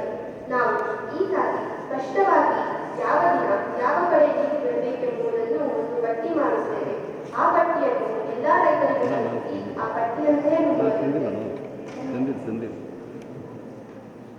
ಎಲ್ಲ ಸದಸ್ಯರಿಗೂ ಧನ್ಯವಾದಗಳು. ನಾವು ಈಗ ಜೀವನೋಪಾಯ ಸುರಕ್ಷತೆ ಮತ್ತು ಕೌಶಲ್ಯ ವಿಚಾರಗಳ ಕುರಿತು ನಮ್ಮ ಚರ್ಚೆಯನ್ನು ನಡೆಸಿದ್ದೀವಿ. ಈಗ ನಾವು ಯುವ ಶಕ್ತಿ ಮತ್ತು ವಿಶೇಷ ವಿಷಯಗಳ ಬಗ್ಗೆ ಚರ್ಚೆ ಮಾಡೋಣ. ನಾನು ಮೊದಲನೇದಾಗಿ ಯುವ ಪ್ರತಿನಿಧಿಯನ್ನು ಆಹ್ವಾನಿಸುತ್ತೇನೆ. ಮಾನ್ಯ ಸರ್ಪಂಚರೇ, ನಾವು ಎಲ್ಲ ಯುವಕರು ಮೊಬೈಲ್ನಲ್ಲಿ ಆಟ ಆಡಿ ಸಮಯ ವೃಥಾ ಮಾಡುತ್ತೇವೆ. ಈ ವಿಷಯದ ಬಗ್ಗೆ ನನ್ನ ಸಲಹೆಗಳು ಹೀಗೆ: ಬೆಳಗಿನ ಯೋಗ ಮತ್ತು ವ್ಯಾಯಾಮ ಚಟುವಟಿಕೆಗಳನ್ನು ಹೆಚ್ಚಿಸಬೇಕು. ರಾತ್ರಿ 9 ಗಂಟೆಯಾದ ನಂತರ ಮೊಬೈಲ್ ಇಲ್ಲ ಎಂಬ ಸಂಕಲ್ಪ ತರಬೇಕು. ಧನ್ಯವಾದಗಳು. ನೀವು ಇಂದಿನ ದೊಡ್ಡ ಸಮಸ್ಯೆ ಬಗ್ಗೆ ಹೇಳಿದ್ದೀರಾ. ಈಗ ಮಕ್ಕಳು ಸಹ ಮೊಬೈಲ್ ಬಿಟ್ಟರೆ ಬೇರೆ ಜಗತ್ತು ಇಲ್ಲ ಎನ್ನುವ ಮಾತಿದ್ದಾರೆ. ಆದ ಕಾರಣ ನಾವು ನಿಮ್ಮ ಎಲ್ಲ ಅಂಶಗಳನ್ನು ಆದಷ್ಟು ಬೇಗ ಪೂರ್ಣಗೊಳಿಸಲು ಪ್ರಯತ್ನಿಸುತ್ತೇವೆ. ಯುವ ಪ್ರತಿನಿಧಿಗೆ ಧನ್ಯವಾದಗಳು. ನಾನೀಗ ಹಿರಿಯ ನಾಗರಿಕರ ಪ್ರತಿನಿಧಿಯನ್ನು ಆಹ್ವಾನಿಸುತ್ತೇನೆ. ಹಿರಿಯರಿಗೆ ಔಷಧಿ, ಪೆನ್ಷನ್ ಅರ್ಜಿಗಳು ಇತ್ಯಾದಿಗಳಿಗೆ ಸಹಾಯಕ ಅಗತ್ಯವಿದೆ. ಪ್ರತಿ ಮಾಸ ಉಚಿತವಾದ ಆರೋಗ್ಯ ತಪಾಸಣಾ ಶಿಬಿರ ಇರಬೇಕು. ಪೆನ್ಷನ್ ಸಮಯಕ್ಕೆ ಸಿಗುವುದಿಲ್ಲ. ನಾನು ಈಗಲೇ ಪೆನ್ಷನ್ ಪಟ್ಟಿಯನ್ನು ಪರಿಶೀಲಿಸಿ ಮುಂದಿನ ತಿಂಗಳಿಂದ ಸಮಯಕ್ಕೆ ಹಣ ಸಿಗುವಂತೆ ಮಾಡುತ್ತೇನೆ. ಧನ್ಯವಾದಗಳು. ಹಿರಿಯ ನಾಗರಿಕರ ಪ್ರತಿನಿಧಿಗೆ ಧನ್ಯವಾದಗಳು. ನಾನೀಗ ಉದ್ಯೋಗ ಸಹಾಯಕರನ್ನು ಆಹ್ವಾನಿಸುತ್ತೇನೆ.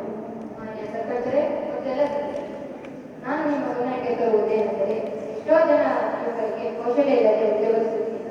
12ನೇ ತರಗತಿ ಮತ್ತು ಪದವಿ ಪೂರ್ವ ಶಿಕ್ಷಣ ಪಡೆದ ನಂತರ ಕೂಡ ಸುಮ್ಮನೆ ಮನೆಯಲ್ಲಿರಬೇಕಾಗಿದೆ. ಇದಕ್ಕಾಗಿ ನನ್ನ ಸಲಹೆಗಳೇನೆಂದರೆ, ಎಲ್ಲರಿಗೂ ಸಿಗುವಂತೆ ಸ್ಕಿಲ್ ಡೆವಲಪ್ಮೆಂಟ್ ಟ್ರೈನಿಂಗ್ ಅನ್ನು ಆರಂಭಿಸಬೇಕು. ಕಂಪ್ಯೂಟರ್ ಬೇಸಿಕ್ ಮತ್ತು ವಿಷಯಕರ ಮಾಹಿತಿಯನ್ನು ಕೊಡಬೇಕು. ನೀವು ಹೇಳುವುದು ಬಹಳ ಅವಶ್ಯಕ ಎಂದು ನಮಗೂ ತಿಳಿದಿದೆ. ಆದರೆ ಇದನ್ನು ತಕ್ಷಣವೇ ಮಾಡಿಸಲು ಕಷ್ಟ. ನಾವು ಮುಂದಿನ ದಿನಗಳಲ್ಲಿ ಇದನ್ನು ಖಂಡಿತ ಮಾಡಿಸುತ್ತೇವೆ. ಧನ್ಯವಾದಗಳು. ಉದ್ಯೋಗ ಸಹಾಯಕರಿಗೆ ಧನ್ಯವಾದಗಳು. ನಾನೀಗ ನಶಾಮುಕ್ತಿ ಯುವ ಸ್ವಯಂ ಸೇವಕರನ್ನು ಆಹ್ವಾನಿಸುತ್ತೇನೆ. ಮಾನ್ಯ ಸರ್ಪಂಚರೇ, ಕೆಲವರು ತಂಬಾಕು ವ್ಯಸನಕ್ಕೆ ಒಳಗಾಗುತ್ತಿದ್ದಾರೆ. ಇದಕ್ಕೆ ನನ್ನ ಸಲಹೆ ನಶೆ ಮುಕ್ತ ರ್ಯಾಲಿ, ಗುಟಕ ವಿರೋಧಿ ಪೋಸ್ಟರ್, ತಂಬಾಕು ಬಿಡಿ, ಜೀವನ ಸೇವಿಸುತ್ತ ನಡೆಸಿ. ಸರಿ, ನಾವು ಖಂಡಿತ ನಮ್ಮ ಗ್ರಾಮದ ಮೂಲೆಯಲ್ಲಿ ಪೋಸ್ಟರ್ಗಳನ್ನು ಅಂಟಿಸುವ ಏರ್ಪಾಟುಗಳನ್ನು ಮಾಡುತ್ತೇವೆ. ಹಾಗೆ ನಮ್ಮ ಗ್ರಾಮದ ಶಾಲಾ ಮಕ್ಕಳೊಂದಿಗೆ ರ್ಯಾಲಿಯನ್ನು ಸಹ ನಡೆಸುತ್ತೇವೆ. ನಶಾಮುಕ್ತ ಯುವ ಸ್ವಯಂ ಸೇವಕರಿಗೆ ಧನ್ಯವಾದಗಳು. ನಾನೀಗ ಪ್ಲಾಸ್ಟಿಕ್ ಮುಕ್ತ ಗ್ರಾಮವನ್ನು ಆಹ್ವಾನಿಸುತ್ತೇನೆ. ನಮ್ಮ ಗ್ರಾಮದಲ್ಲಿ ಪಾಲಿಥೀನ್ ಬಳಕೆ ಹೆಚ್ಚಾಗುತ್ತಿದೆ ಮತ್ತು ಪ್ಲಾಸ್ಟಿಕ್ ನಮ್ಮ ಗ್ರಾಮವನ್ನು ಹಾಳು ಮಾಡುತ್ತಿದೆ. ಇದನ್ನು ತಡೆ ಹಿಡಿಯಲು ನನ್ನ ಸಲಹೆಗಳು: ತಕ್ಷಣವೇ ಬಟ್ಟೆಯ ಚೀಲಗಳ ವಿತರಣೆಯನ್ನು ಪ್ರಾರಂಭಿಸಿ ಹಾಗೂ ಗ್ರಾಮದಲ್ಲಿ ಒಂದು ದೊಡ್ಡ ಪ್ಲಾಸ್ಟಿಕ್ ಸಂಗ್ರಹಣಾ ಡ್ರೈವ್ ಅನ್ನು ಆಯೋಜಿಸಬೇಕೆಂದು ತಮ್ಮಲ್ಲಿ ವಿನಂತಿ. ನೀವು ಹೇಳಿರುವಂತಹ ಈ ಸಮಸ್ಯೆ ಎಲ್ಲ ಕಡೆ ಇದೆ ಹಾಗೂ ನೀವು ಈ ಸಮಸ್ಯೆಗೆ ಸರಿಯಾಗಿ ಸಲಹೆಗಳನ್ನು ನೀಡುತ್ತೀರಾ. ನಾವು ಖಂಡಿತ ನಿಮ್ಮ ಸಲಹೆಗಳ ಕಡೆ ಗಮನವನ್ನು ಹರಿಸುತ್ತೇವೆ. ಧನ್ಯವಾದಗಳು. ಪ್ಲಾಸ್ಟಿಕ್ ಮುಕ್ತ ಗ್ರಾಮಗಳಿಗೆ ಧನ್ಯವಾದಗಳು. ನಾನೀಗ ಗ್ರಂಥಾಲಯ ಸದಸ್ಯರನ್ನು ಆಹ್ವಾನಿಸುತ್ತೇನೆ.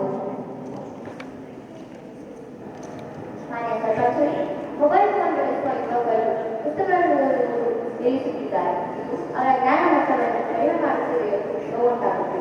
ಓದುವ ಅಭ್ಯಾಸವು ಭವಿಷ್ಯದ ಯಶಸ್ಸಿಗೆ ಪ್ರಾಮುಖ್ಯವಾಗಿದೆ.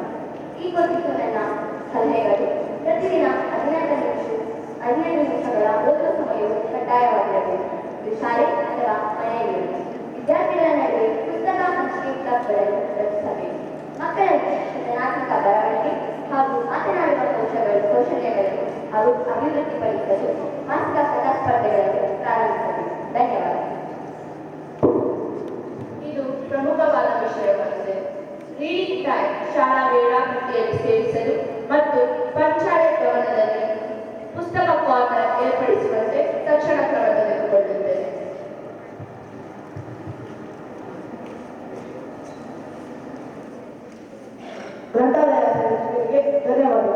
ನಾನೀಗ ರಸ್ತೆ ಸುರಕ್ಷತಾ ಮಾಲಿನ್ಯವನ್ನು ಆವರಿಸುತ್ತೇನೆ. ಹಾಗೆ ಸ್ವತಂತ್ರತೆ ಶಾಲಾ ಗೇಟ್ ಮುಂದೆ ವಾಹನಗಳು ತುಂಬಾ ವೇಗವಾಗಿ ಚಲಿಸುತ್ತವೆ. ಆದ್ದರಿಂದ ಯಾವುದೇ ಕ್ಷಣದಲ್ಲಿ ಮಕ್ಕಳಿಗೆ ಅಪಘಾತ ಸಂಭವಿಸುತ್ತದೆ. ಆದ್ದರಿಂದ ನನ್ನ ಸಲಹೆಗಳು ಶಾಲೆಯ ಗೇಟ್ ಮುಂದೆ ತಕ್ಷಣವೇ ಸ್ಪೀಡ್ ಬ್ರೇಕರ್ ಅನ್ನು ನಿರ್ಮಿಸಬೇಕು ಮತ್ತು ರಸ್ತೆ ಸುರಕ್ಷತಾ ವಾರವನ್ನು ಆಚರಿಸಬೇಕು. ಗೇಟ್ ಬಳಿ ಜೀಬ್ರಾ ಕ್ರಾಸಿಂಗ್ ಮಾರ್ಕಿಂಗ್ ಮಾಡಬೇಕು. ನೀವು ಹೇಳಿರುವ ಈ ಅಂಶಗಳನ್ನು ನಾವು ಖಂಡಿತ ಮಾಡಿಸಲೇಬೇಕು. ನಾವು ಮುಂದಿನ ತಿಂಗಳಲ್ಲೇ ಈ ಎಲ್ಲ ಕೆಲಸಗಳನ್ನು ಮಾಡಿಸುತ್ತೇವೆ.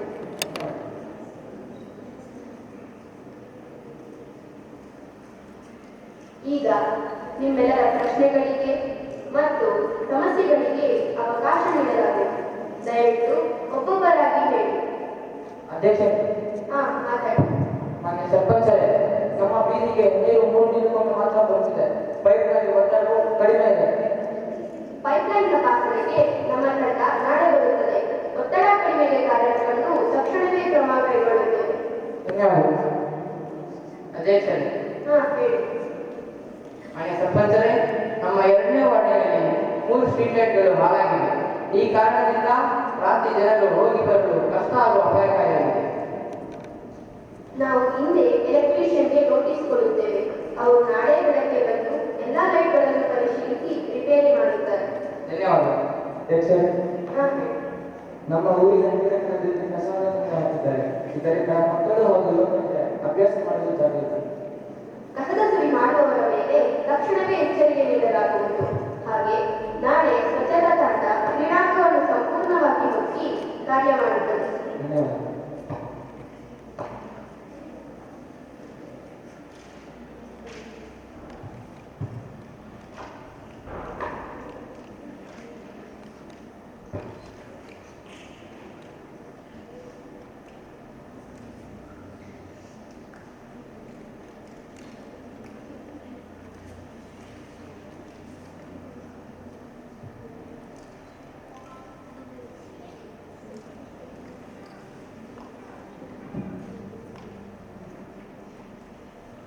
ನಮ್ಮೆಲ್ಲರ ಸಲಹೆಗಳು ತುಂಬಾ ಮುಖ್ಯ ಮತ್ತು ಪ್ರಾಯೋಗಿಕ.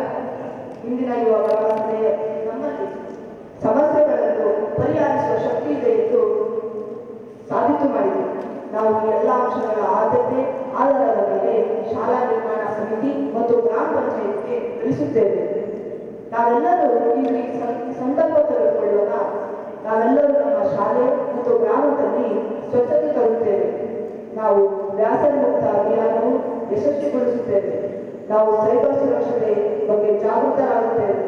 ನಾವು ಶಿಕ್ಷಣ ಶ್ರೇಷ್ಠ ನಮ್ಮ ಗುರುತಾಗಿಸುತ್ತೇವೆ. ನಾವು ಪರಿಸರ ಸಂರಕ್ಷಣೆಗೆ ಸಿಪಾಯಿಗಳಾಗುತ್ತೇವೆ. ನಾವು ಸುರಕ್ಷತೆ ರಸ್ತೆ ನಿಯಮಗಳನ್ನು ಪಾಲಿಸುತ್ತೇವೆ. ನಾವು ಸ್ವಸ್ಥ ಗ್ರಾಮವನ್ನು ನಿರ್ಮಿಸುತ್ತೇವೆ. ಈ ಎಲ್ಲ ಅಂಶಗಳು ಯಾರ್ಯಾರಿಗೆ ಒಪ್ಪಿಗೆ ಇರುವೋ ಅವರೆಲ್ಲರೂ ತಮ್ಮ ಕೈಯನ್ನು ನೀಡಬೇಕು.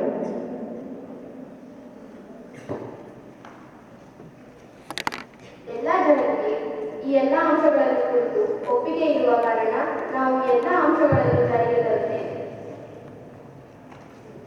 ಕೊನೆಯದಾಗಿ ನಿಮ್ಮೆಲ್ಲರ ಸಹಕಾರಕ್ಕಾಗಿ ಹೃದಯಪೂರ್ವಕ ಧನ್ಯವಾದಗಳು. ಈ ಮೂಲಕ ನಾನು ಈ ಸಭೆಯನ್ನು ಮುಕ್ತಾಯಗೊಳಿಸುತ್ತಿದ್ದೇನೆ. ಜೈ ಹಿಂದ್.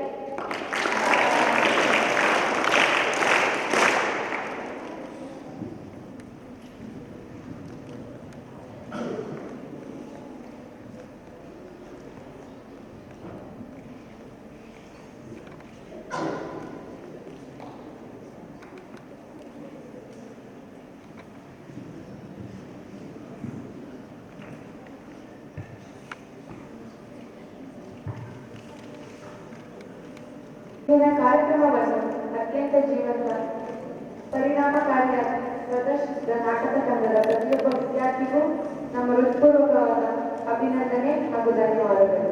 ನಿಮ್ಮ ತಂಡದ ಒಗ್ಗಟ್ಟು ನಿಜವಾದ ಅಭಿನಯವು ಈ ವೇದಿಕೆಯನ್ನು ಮೆರುಗುಗೊಳಿಸಿದೆ.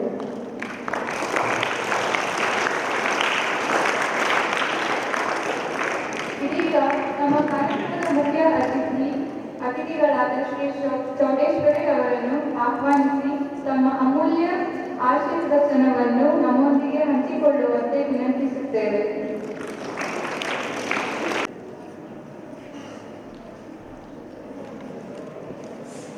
ನಮ್ಮ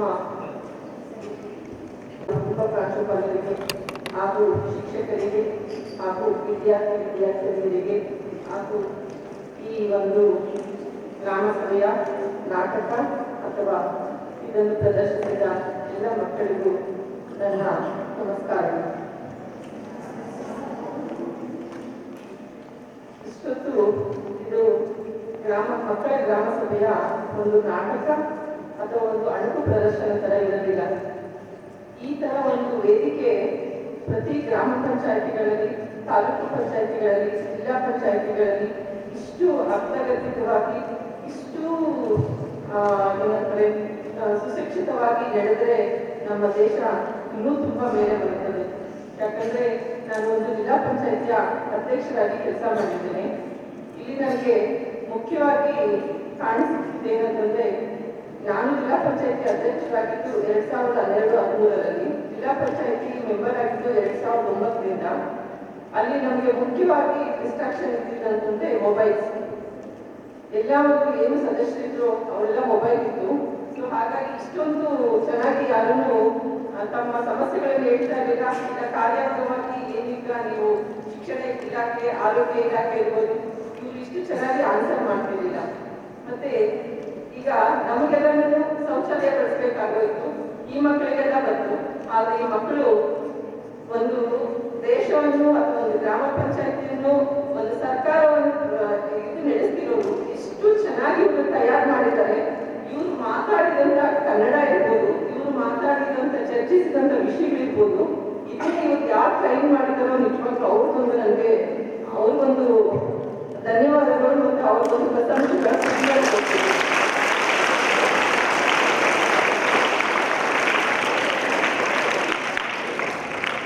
ಮುಖ್ಯವಾಗಿ ಎಲ್ಲರೂ ಮಾನ್ಯ ಅಧ್ಯಕ್ಷರೇ, ಮಾನ್ಯ ಸರ್ಪಂಚರೇ ಅಂತ ಹೇಳಿ ಎಷ್ಟು ಗೌರವಿತವಾಗಿ ಇಲ್ಲಿ ಹೇಳ್ತಾ ಇದ್ದಾರೆ. ನಾನು ಜಿಲ್ಲಾ ಪಂಚಾಯತ್ ಅಧ್ಯಕ್ಷರಾಗಿದ್ದಾಗ ನನಗೆ ಆಕ್ಚುಲಿ ಅದು ಫಸ್ಟ್ ಎಷ್ಟು ಅನುಭವ ಅಂತಂದ್ರೆ, ಒಬ್ಬ IAS ಆಫೀಸರ್ ನಮ್ಮ ಕೆಳಗಡೆ ಕೆಲಸ ಮಾಡಬೇಕಾಗಿತ್ತು.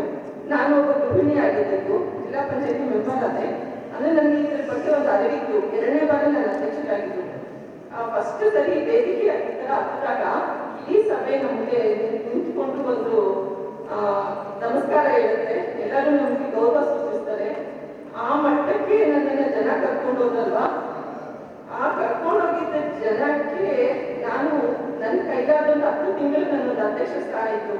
ನಿಜವಾಗ್ಲೂ ತುಂಬಾ ಚೆನ್ನಾಗಿ ಕಾರ್ಯನಿರ್ವಹಿಸಿದೆ. 10 ವರ್ಷ ಆದ್ರೂ ಇವತ್ತು ಯಾರು ಕೋಲಾರ ಜಿಲ್ಲಾ ಪಂಚಾಯತ್ ಅಧ್ಯಕ್ಷರು ಅಂತಂದ್ರೆ ಚೌಡೇಶ್ವರಿ ಮೇಡಮ್ ಅವರು ಅಂತ ಸುಮಾರು ಜನದ ಬಾಯಲ್ಲಿ ಬರುತ್ತೆ. ಆದ್ರೆ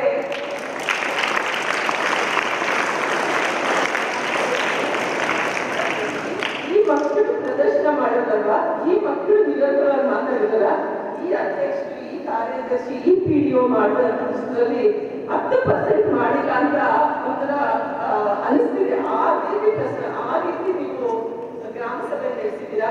ನಿಜವಾಗ್ಲೂ ಇದರಲ್ಲಿರೋರು ಯಾರಾದ್ರೂ ಒಬ್ಬರು ಒಂದು ಉನ್ನತ ಮಟ್ಟಕ್ಕೆ ಹೋಗ್ತಾರೆ, ಎಲ್ಲರೂ ಹೋಗ್ತೀರಾ. ಇಲ್ಲ ನೀವು ಈ ಜಿಲ್ಲೆಯ ಮಕ್ಕಳಾಗಿದ್ರೆ ನನ್ನ ಸಜೆಷನ್ ಇಷ್ಟೇ, ನೀವು ಜಿಲ್ಲಾ ಪಂಚಾಯತಿ 28 ಮೆಂಬರ್ಸ್ ಬರ್ತೀರಾ, ಇವೆಲ್ಲ ಕೋಲಾರ ಜಿಲ್ಲೆಯವರೇನಾ ಅಲ್ವಾ?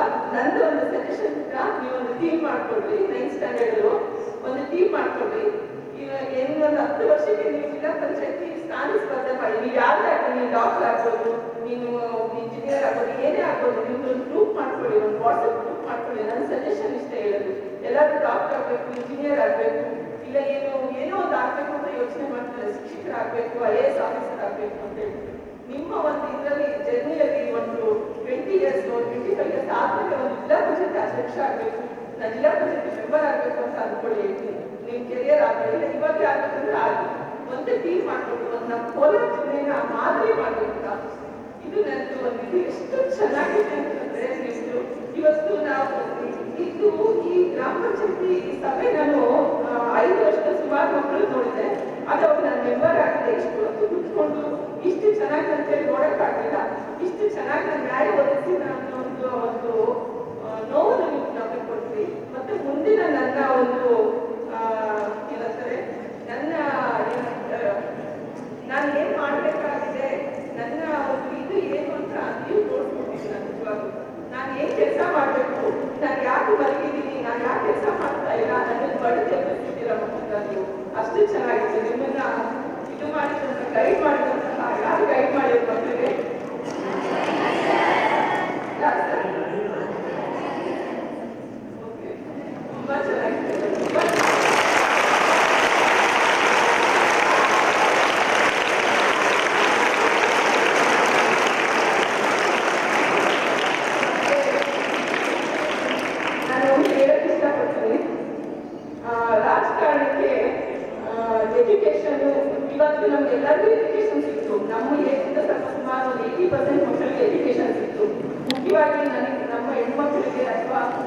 ಎಲ್ಲ ಶೋಷಿತ ವರ್ಗದವರಿಗೆ ಕೆಳವರ್ಗದವರಿಗೆ ಎಲ್ಲರಿಗೂ ಎಜುಕೇಶನ್ ಕೊಡಲಿಕ್ಕೆ ಕಷ್ಟಪಟ್ಟಂತ ನಮ್ಮ ಯಾರ್ಯಾರಿದ್ದಾರೆ ಇದಕ್ಕಾಗಿ ಹೋರಾಟ ಮಾಡೋದನ್ನೆಲ್ಲ ನಾವು ಮುಖ್ಯವಾಗಿ ಧನ್ಯವಾದ ಅರ್ಪಿಸಬೇಕು. ಹಾಗೆ ಏನಂತಂದ್ರೆ ನಿಮಗೆ ಮಾತಾಡಲಿಕ್ಕೆ ಆಗ್ತದೆ ಅಷ್ಟು ಚೆನ್ನಾಗಿತ್ತು. ಈಗ ನಾನು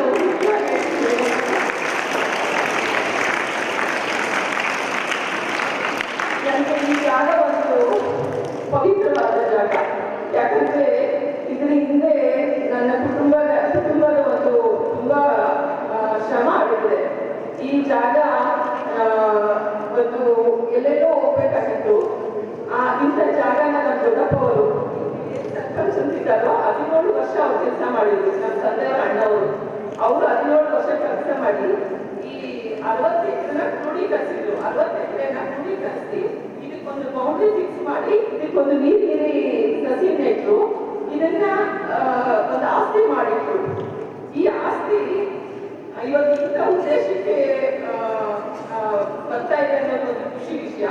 ಅದೇ ರೀತಿ ಆ 17 ವರ್ಷ ಆದ್ಮೇಲೆ ಸುಮಾರು ಜನ ಸರ್ಪಂಚ್ಗಳು ಬಂದರು, ಊರಲ್ಲಿ ಅಧ್ಯಕ್ಷರಾದ್ರು, ಅವರು ಇದನ್ನು ಕಾಪಾಡಿದ್ರು. ಇದಾದ ನಂತರ ನನಗೆ ಹೇಳ್ಕೊಳ್ತಾ ಇದ್ದ ನಂತರ ನಮ್ಮ ತಾಯಿಯವರು ಬಂದರು. ನಮ್ಮ ತಾಯಿಯವರು ಜಿಲ್ಲಾ ಪಂಚಾಯತಿ ಸದಸ್ಯರ ಕೆಲಸ ಮಾಡಿದ್ರು, ಮತ್ತೆ ಗ್ರಾಮ ಪಂಚಾಯತಿ ಮಟ್ಟಕ್ಕೆ ಬಂದರು. ಗ್ರಾಮ ಪಂಚಾಯತಿ ಮಟ್ಟದಲ್ಲಿ ಇದನ್ನ ಏನಂತಂದ್ರೆ ಈ ಆಸ್ತಿನ ಏನಿದೆ ಈ ಆಸ್ತಿನ ತಗೊಂಡು ಜಿಲ್ಲಾ ಮಟ್ಟಕ್ಕೆ ಕೊಡಬೇಕು ಅಥವಾ ರಾಜ್ಯ ಮಟ್ಟಕ್ಕೆ ಕೊಡಬೇಕು ಅಂತ. ಆಗ ಇಲ್ಲಿ ಒಂದು ಇಂಥ ಸರ್ಪಂಚ್ ಬಂದ್ರೆ ಏನ್ ಮಾಡ್ತಾರೆ ಅಂತಂದ್ರೆ ಈ ಆಸ್ತಿನ ಇಲ್ಲ ನಾನು ನಮ್ಮ ಈ ಊರಿನ ಏನು ಜನ ಇದ್ದಾರೆ, ಈ ಪಂಚಾಯಿತಿಯ ಜನ ಏನಿದ್ದಾರೆ ಇದು ನಾವು ಕಾಪಾಡ್ಕೊಂಡ್ ಬಂದಿರೋದು. ಇದು ಯಾವುದೇ ಕಾರಣಕ್ಕೂ ಎಲ್ರಿಗೂ ಹಂಚಕ್ಕಾಗೋದಿಲ್ಲ. ಇದು ಈ ಆಸ್ತಿ ನಮ್ಮಲ್ಲಿರುತ್ತೆ. ನಾವು ಇದರಿಂದ ಬರೋದಕ್ಕೆ ನೀವು ಕೊಡ್ತೀವಿ, ಬೇಕಾದ್ರೆ ನೀವು ಅದನ್ನು ನಿಂತ್ಕೊಳ್ಳಿ, ಅದನ್ನ ಹಂಚ್ಕೊಳ್ಳಿ. ಫಸ್ಟು ಇದನ್ನ ಕಾಪಾಡಿದಂಥವ್ರಿಗೆ ಈ ಆಸ್ತಿ ಬರಬೇಕು ಅಂತ ಹೇಳ್ಬಿಟ್ಟು ಇದನ್ನ ಎಲ್ಲಿ ವಿಧಾನಸೌಧದಲ್ಲಿ ಸಬ್ಜೆಕ್ಟ್ ಇಡ್ಸಿದ್ರು. ಒಂದು ಮಿನಿಸ್ಟರ್ ಮೇಲೆ ಒಂದು ಗ್ರಾಮ ಪಂಚಾಯತಿ ಅಧ್ಯಕ್ಷರು ಫೈಟ್ ಮಾಡಿದ್ರು. ಎಷ್ಟು ಗ್ರೇಟ್ ಅಂತಂದ್ರೆ ಈ ತರ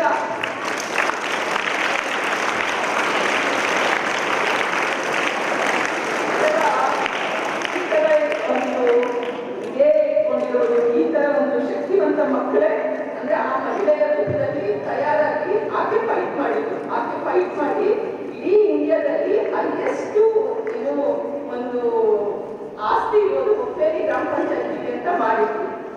ಮತ್ತೆ ಇದರಲ್ಲಿ ಅವತ್ತು ಮುಂದೆ 17 ವರ್ಷದ ಯಾರು ಗ್ರಾಮ ಪಂಚಾಯತ್ ಅಧ್ಯಕ್ಷರಾಗಿದ್ದಲ್ಲ ಅವರು ಇದ್ರಲ್ಲಿ ಏನು ನೀರು ಬಿಡ್ತಾ ಇಲ್ಲ, ಇದನ್ನ ಗಿಡ ನೆಟ್ಟಿದ್ರು. ಅರಣ್ಯ ಇಲಾಖೆ ನಿಮ್ಗೆ ಅರ್ಥ ಆಗುತ್ತೆ, ಎಲ್ರಿಗೂ ಅರ್ಥ ಆಗುತ್ತೆ.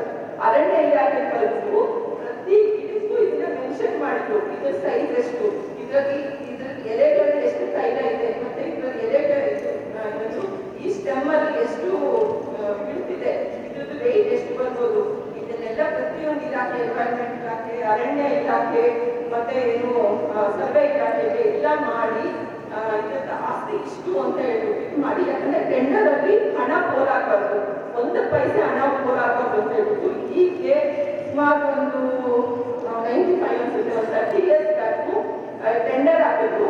ಆ ಟೆಂಡರ್ ಅಲ್ಲಿ ಸುಮಾರು ಒಂದು 25 lakhs ಹರಾಜಾಯಿತು. ಹೈಯೆಸ್ಟ್ ಅಮೌಂಟ್ ಒಂದು ಗ್ರಾಮ ಪಂಚಾಯತಿಗೆ ಬಂದಿದ್ದು.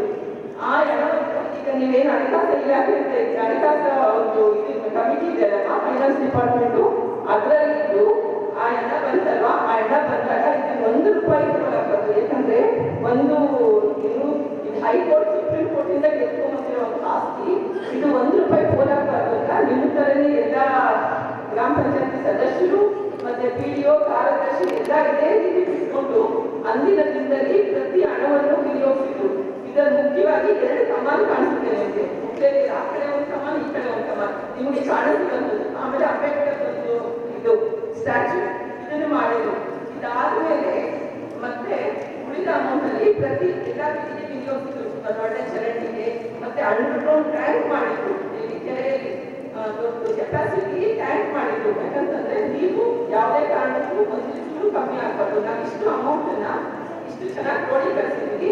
ನಮ್ಮ ಗ್ರಾಮಗಳ ಒಂದು ಜನಕ್ಕೆ ಮುಖ್ಯವಾಗಿ ನೀರು ಸಿಗ್ಬೇಕು, ಒಳ್ಳೆ ನೀರು ಸಿಗ್ಬೇಕು, ಹೆಚ್ಚು ಜನ ಅಡಿಬಾರ್ದು, ಹಸುಗಳಿಗಾಗಲಿ ಮತ್ತೆ ಮನೆಗಾಗಲಿ ಉತ್ತಮವಾದ ನೀರು ಸಿಗ್ಬೇಕು ಅಂತ ಅದೇ ರೀತಿ ಆಕೆ ಮತ್ತೆ ಬೇರೆ ಕಡೆಯಿಂದ ಹೋಗಿ ಸುಮಾರು ಅಮೌಂಟ್ ತಗೊಂಡು ಓವರ್ ಟ್ಯಾಂಕ್ ಮಾಡಿ ಅದ್ರ ಮೂಲಕ ಪ್ರತಿ ಊರಿಗೂ ನೆಲ್ಲಿ ನೀರನ್ನು ಕೊಟ್ಟಂತ ಒಂದು ಯಾವುದೇ ಗ್ರಾಮ ಪಂಚಾಯತ್ ಇಲ್ಲ, ಬೇರೆ ಗ್ರಾಮ ಪಂಚಾಯತ್ ಆ ತರ ಮಾಡಿದಂತ ಮಹಿಳೆ. ಅವರು ಎಲ್ಲಿಂದ ತಯಾರಾದಂತಂದ್ರೆ ನಿಮ್ಮಂತ ಶಾಲೆಗಳಲ್ಲಿ ಶಿಕ್ಷಕರು ಇದೆಲ್ಲ ಟ್ರೈನಿಂಗ್ ಅವರಲ್ಲಿ ಒಂದು ಹುಡುಗಿತ್ತು, ಒಂದು ಸಮಾಜ ಸೇವೆ ಮಾಡಬೇಕು ಅನ್ನೋದೊಂದು ಆಶೆ ಪಡುತ್ತಲ್ಲ, ಹಾಗಾಗಿ ಅದನ್ನ ಮಾಡಿದ್ರು.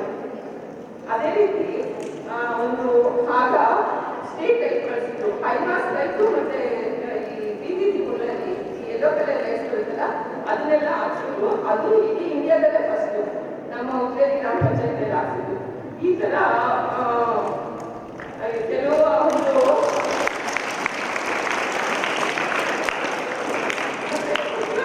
ಏನ್ ಅನಿಸ್ತಾ ಇದೆ ಅಂತಂದ್ರೆ ಈ ಇಷ್ಟು ಚಿಕ್ಕ ಮಕ್ಕಳಿಗೆ ಇದೆಲ್ಲ ಅರ್ಥ ಆಗ್ತಾ ಇದೆ. ನಾನು ಹೇಳ್ತಾ ಇರೋದು ಕ್ಲಾಸ್ ಬರ್ತಾ ಇದೆ ಅಂತಂದ್ರೆ ನಿಮ್ಗೆ ಟೀಚ್ ಮಾಡ್ತಾ ಇರೋ ಏನ್ ಶಿಕ್ಷಕರಿದ್ದಾರೋ ನಿಮ್ಮನ್ನು ಎಷ್ಟು ವ್ಯವಸ್ಥಿತವಾಗಿ ಬೆಳೆಸ್ತಾ ಇದ್ದಾರೆ ಅಂತ ಅನಿಸ್ತಾ ಇದೆ. ತುಂಬಾ ಖುಷಿ ಆಗ್ತಾ ಇದೆ. ಈ ಶಿಕ್ಷಕರಿಗೊಂದು ಹ್ಯಾಟ್ಸ್.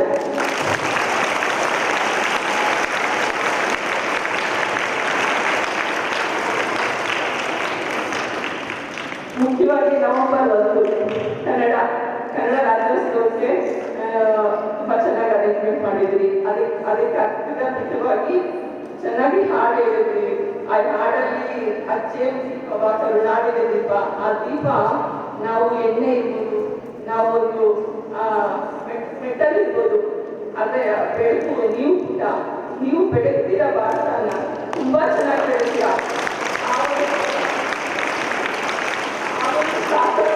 ನಮ್ಮ ಶಿಕ್ಷಣಕ್ಕಿದೆ, ನಮ್ಮ ಶಿಕ್ಷಣ ವ್ಯವಸ್ಥೆ ಕೊಡ್ತಾ ಇರೋಂಥ ಇವತ್ತು ಪೇರೆಂಟ್ಸ್ ಇದೆ. ಆ ಪೇರೆಂಟ್ಸ್ ನಿಮ್ಮಲ್ಲಿ ಬಿಟ್ಟಿದ್ದಾರಲ್ಲ, ಧೈರ್ಯವಾಗಿ ಬಿಟ್ಟಿದ್ದಾರಲ್ಲ, ಆ ಧೈರ್ಯಕ್ಕೆ ಮೆಚ್ಚಬೇಕು. ಅದೇ ರೀತಿ ನಮ್ಮ ಸರ್ಕಾರ ಏನು ನಮ್ಮ ಒಂದು ಕೇಂದ್ರ ಸರ್ಕಾರ, ರಾಜ್ಯ ಸರ್ಕಾರ, ಗ್ರಾಮ ಸರ್ಕಾರ ಎಲ್ಲರೂ ಇಷ್ಟು ಸುಸಜ್ಜಿತವಾಗಿ ಕನ್ನಡ ಕೊಟ್ಟು, ಈ ಶಿಕ್ಷಕರಿಗೆ ಪೇಮೆಂಟ್ ಕೊಟ್ಟು, ಈ ಮಕ್ಕಳಿಗೆ ದುಡ್ಡು ಕೊಟ್ಟು, ಈ ಪ್ರಜಾಪ್ರಭುತ್ವದ ವ್ಯವಸ್ಥೆ ಎಷ್ಟು ಚೆನ್ನಾಗಿ ನಡ್ಕೊಂಡು ಹೋಗ್ತಾ ಇದೆ.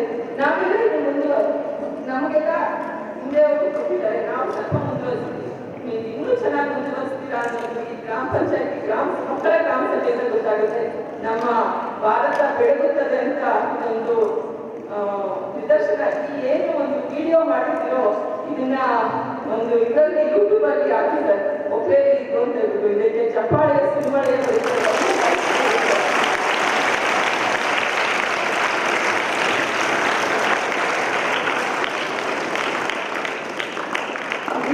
ತುಂಬಾ ಅಮೇಸಿಂಗ್ ಆಗಿತ್ತು ಈ ಕಡೆ. ನನಗಂತೂ ತುಂಬಾ ಚೆನ್ನಾಗಿ ಅನಿಸ್ತು. ಎಲ್ಲರೂ ಚೆನ್ನಾಗಿದೆ ಸರ್. ಮತ್ತೆ ಅದೇ ರೀತಿ ಮಕ್ಕಳಿಗೆ ಇವತ್ತು ಏನು ಹೇಳಕ್ ಇಷ್ಟಪಡ್ತೀನಿ ಅಂತಂದ್ರೆ, ಇವತ್ತು ನೀವು ಇಲ್ಲಿ ಬಂದಿರೋದು ಹೇಗೆ ಅಂತಂದ್ರೆ 5th ಸ್ಟ್ಯಾಂಡರ್ಡ್ ಅಲ್ಲಿ ಎಕ್ಸಾಮ್ಸ್ ಬಂದು ಪಾಸ್ ಆಗಿ ಇಲ್ಲಿ ಬಂದಿದ್ದೀರಾ ಅಲ್ವಮ್ಮ? ಅಂದ್ರೆ ನೀವೆಲ್ಲ ಸ್ವಲ್ಪ ಚೆನ್ನಾಗಿ ಬುದ್ಧಿವಂತರು ಇಲ್ಲಿರೋ ಮಕ್ಕಳೆಲ್ಲ. ನಾನು ಇಷ್ಟೇ ಹೇಳೋದು, ಮುಖ್ಯವಾಗಿ ಮೂಲಭೂತ ಸೌಕರ್ಯಗಳಿಗೆ ಗಮನ ಕೊಡಿ. ನೀವು ಫಸ್ಟ್ ಹಕ್ಕುಗಳ ಬಗ್ಗೆ ಇಷ್ಟೊತ್ತು ನಾವು ಮಾತಾಡ್ತೀವಿ, ಏನು ನಮ್ಮ ಕರ್ತವ್ಯಗಳೇನು, ಹಕ್ಕುಗಳೇನು, ಹಾಗೆ ಚಿಕ್ಕ ಇವಾಗ ಬ್ಯಾಗ್ ಬಗ್ಗೆ ಮಾತಾಡಿದ್ವಿ, ಪ್ಲಾಸ್ಟಿಕ್ ಬ್ಯಾಗ್ ಬಗ್ಗೆ ಮಾತಾಡಿದ್ವಿ. ಇವತ್ತು ನೀವು ಇದನ್ನ ಒಂದೊಂದನ್ನೇ ಫಾಲೋ ಆಗಿ. ನಾನು ಹೇಳೋದು, ನಿಮ್ಮ ಮನೇಲಿ ಬೇರೆ ಇರುತ್ತಾ, ಇಲ್ಲ ಹಳೆ ಒಂದು ಏನು ದುಪ್ಪಟ್ಟ ಇರುತ್ತಾ, ಹಳೆ ಬೆಡ್ಶೀಟ್ ಇರುತ್ತಾ, ಇಲ್ಲದ ಹಳೆ ಯಾವುದೋ ಒಂದು ಏನೋ ಒಂದು ಬಟ್ಟೆ ಇರುತ್ತಾ, ಅಲ್ಲಿ ಒಂದು ತಕ್ಕ ಬ್ಯಾಗ್ ಮಾಡಿಸಿ ನಿಮ್ಮ ತಂದೆ ತಾಯಿ ಕೇಳಿ, ಅಪ್ಪ ಒಂದು 2 ವೀಲರಲ್ಲಿ ಅದನ್ನ ಇಟ್ಕೊಂಡು ಹೋಗಿ, ಅಮ್ಮ ಇಲ್ಲ ಕಾರಲ್ಲಿ ಇಟ್ಕೊಂಡು ಹೋಗಿ. ಈಗ ಎಷ್ಟು ಮಿನಿಮಮ್ ಆಗುತ್ತೋ ಅಷ್ಟು ಮಿನಿಮಮ್ ಆಗಿ ಇದನ್ನು ಬಳಸಿ. ಪೇಪರ್ ಬ್ಯಾಗ್ಸ್, ಇದು ಪ್ಲಾಸ್ಟಿಕ್ ಬಳಸಿ. ಇದನ್ನ ನೀವು ಮನೆಯವರಿಗೆ ಗೈಡ್ ಮಾಡಿ. ನೀವು ಅದೇ ರೀತಿ ಫಾಲೋ ಆಗಿ. ಮನೆಯಲ್ಲಿರೋ ಹಳೆಯದನ್ನೇ ಬ್ಯಾಗ್ ಹಿಂದಿನ ಕಾಲದಲ್ಲಿ ಬ್ಯಾಗ್ ತಗೊಂಡು ಬರ್ತಿದ್ರು. ಅವಾಗೆಲ್ಲ ಮತ್ತೆ ಅದು ಏನೋ ಅಲ್ಲಿ ಬಂದವ್ರು ನೋಡಿದ್ರೆ ಯಾರೋ ಪುರೋಹಿತರು, ಯಾರೋ ಟೀಚರ್ಸು, ಇಲ್ಲ ಯಾರೋ ಗಾಂಧಿವಾದಿಗಳ ತರ ಅನಿಸ್ತಾ ಇತ್ತು. ಮತ್ತೆ ಇವಾಗ ಅದೇ ವಾಪಸ್ ಬಂದಿದೆ ಬೆಂಗಳೂರಿಗೆ. ಇವಾಗ ಯಾರು ಬಟ್ಟೆ ಬ್ಯಾಗ್ ಹಾಕೊಂಡ್ಬಂದ್ರು ಅವರು ತುಂಬಾ ಹೈ ಥಿಂಕರ್ಸು, ಅಂದ್ರೆ ಅವ್ರ ಪರಿಸರದ ಬಗ್ಗೆ ಕಾಳಜಿ ಇರೋರು ಅಂತ ಹೇಳ್ಬಿಟ್ಟು ಥಿಂಕ್ ಮಾಡ್ತಿದ್ದಾರೆ. ನೀವು ಫಸ್ಟ್ ಮಾಡಿ ಬಟ್ಟೆ ಬ್ಯಾಗ್ ಅನ್ನ ನೀವು ಇಟ್ಕೊಳ್ಳಿ. ಎಲ್ಲಿ ಪ್ಲಾಸ್ಟಿಕ್ ಬ್ಯಾಗ್ನ ಎಷ್ಟಾಗುತ್ತೋ ಅಷ್ಟು ಅವಾಯ್ಡ್ ಮಾಡಿ. ಇದೇ ರೀತಿ ಇವತ್ತಿನ ಒಂದು ಪಾಠ ಇದೆ. ನೀವು ಇದನ್ನೆಲ್ಲ ಮಾಡಿ ಎಷ್ಟು ಖರ್ಚು ಬಂದಿರುತ್ತೆ ಅಲ್ವಾ ಪುಟ? ಇದು ಒಂದೊಂದೇ ಫಾಲೋ ಮಾಡ್ಕೊಂಡೋಗಿ ಎಷ್ಟು ಚೆನ್ನಾಗಿರುತ್ತೆ. ದೇಶ ಎಷ್ಟು ಮುಂದುವರಿಯುತ್ತೆ, ನಾವೆಷ್ಟು ಮುಂದುವರಿಯುತ್ತೆ. ಒಂದು ಪ್ಲಾಸ್ಟಿಕ್ನ ಅದು ಎಷ್ಟು ನಮಗೆ ಪೊಲ್ಯೂಷನ್ ಕೊಡುತ್ತೆ. ಅದು ಸುಟ್ಟರೆ ಎನ್ವೈರನ್ಮೆಂಟ್ ಹಾಳಾಗುತ್ತೆ. ಅದು ಭೂಮಿಯಲ್ಲೋದ್ರೆ ಆ ಬೀಜದ ಮೇಲೆ ಏನಾದರೂ ಆ ಪೇಪರ್ ಎಲ್ಲರೂ ಹೊಲಕ್ಕೆ ಗದ್ದೆಗೆ ಹೋಗಿ ಅದೇನೋ ನೆಲ್ಲ ಸಿಕ್ತು, ಅದೊಂದು ಬೀಜ ಬಿತ್ತಿತ್ತು ಅಂತಂದ್ರೆ ಆ ಬೀಜದಿಂದ ನಮ್ಗೆ ಫಸಲು ಬರೋದಿಲ್ಲ. ಅದನ್ನ ಆಯ್ಲಿಕ್ಕೆ ಒಂದು ಕೆಲಸ, ಅದನ್ನ ಹಸು ತಿಂದ್ರೆ ಅದರಿಂದ ಹಸುಗೆ ಕಷ್ಟ. ಈ ತರ ಎಷ್ಟೊಂದು ಇರುತ್ತೆ, ನೋಡ್ಲಿಕ್ಕೂ ಎಷ್ಟು ಗಲೀಜ್ ಅನ್ಸುತ್ತೆ. ಬೇರೆ ದೇಶಗಳಲ್ಲಿ ಜನಸಂಖ್ಯೆ ಕಮ್ಮಿ, ಆದ್ರೆ ಅವರು ನೈರ್ಮಲ್ಯೀಕರಣ ಹೆಂಗ್ ಮಾತಾಡ್ತಾರೆ. ಇವತ್ತು ನಾವು ಸ್ವತಂತ್ರ ಪಡೆದು 70 ವರ್ಷ ಆದ್ರೂ ಕಸ ಅಲ್ಲ ಹಾಕ್ಬೇಡಿ, ಇಲ್ಲ ಹಾಕ್ಬೇಡಿ ಅನ್ನೋ ಮಟ್ಟದಲ್ಲಿ ಇವತ್ತು ನೀವು ಇಷ್ಟು ಜನ ಇದ್ದೀರಾ, ಎಷ್ಟು 450 ಸ್ಟ್ರೆಂತ್ ಇಲ್ಲ, ಅಷ್ಟು ಜನ ಇವತ್ತು ಘೋಷಣೆ ಮಾಡಬೇಕು. ಈಗ ನಿಮ್ ಸರ್ಪಂಚ ಘೋಷಣೆ ಮಾಡ್ತಿದ್ರಲ್ಲ 4-5 ಹೇಳಿದ್ರು, ಅದನ್ನ ನೀವು ನನ್ನ ಜೀವನದಲ್ಲಿ ಅಳವಡಿಸ್ಕೊತೇನೆ. ನಾನು ಇವತ್ತು ನನ್ನ ಪ್ಲಾಸ್ಟಿಕ್ ಅತಿಯಾಗಿ ಕಮ್ಮಿ ಮಾಡ್ತೀನಿ, ಮತ್ತೆ ಚಾಕ್ಲೇಟ್ ಎಲ್ಲಂದ್ರೆ ಅಲ್ಪಿ ಸಾಕೋದಿಲ್ಲ. ಇವತ್ತು ದೇವ ವಾಕ್ಯದಿಂದ ನೀವು ಮುಂದುವರಿಯಿರಿ. ಈ ತರ ಒಂದೊಂದೇ ನಿಮ್ಮ ಜೀವನದಲ್ಲಿ ಅಳವಡಿಸ್ಕೊಂತ ಹೋಗ್ತಾ ಇರಿ. ಇದು ನಮಗೂ ಅನುಕೂಲ, ನಿಮಗೂ ಅನುಕೂಲ, ಮುಂದಿನ ಪೀಳಿಗೆಗೂ ಅನುಕೂಲ. ಈ ತರ ವ್ಯವಸ್ಥೆಗಳನ್ನ ಸರಿ ಮಾಡಿಕೊಂಡು ನಾವು ನಮ್ಮ ಶಿಕ್ಷಣವನ್ನು ಮುಂದುವರಿಸ್ಕೊಂಡು ಹೋಗ್ಬೇಕು ಅನ್ನೋದು ನಂದು ಒಂದು ನಿಮಗೆ ಸಜೆಷನ್.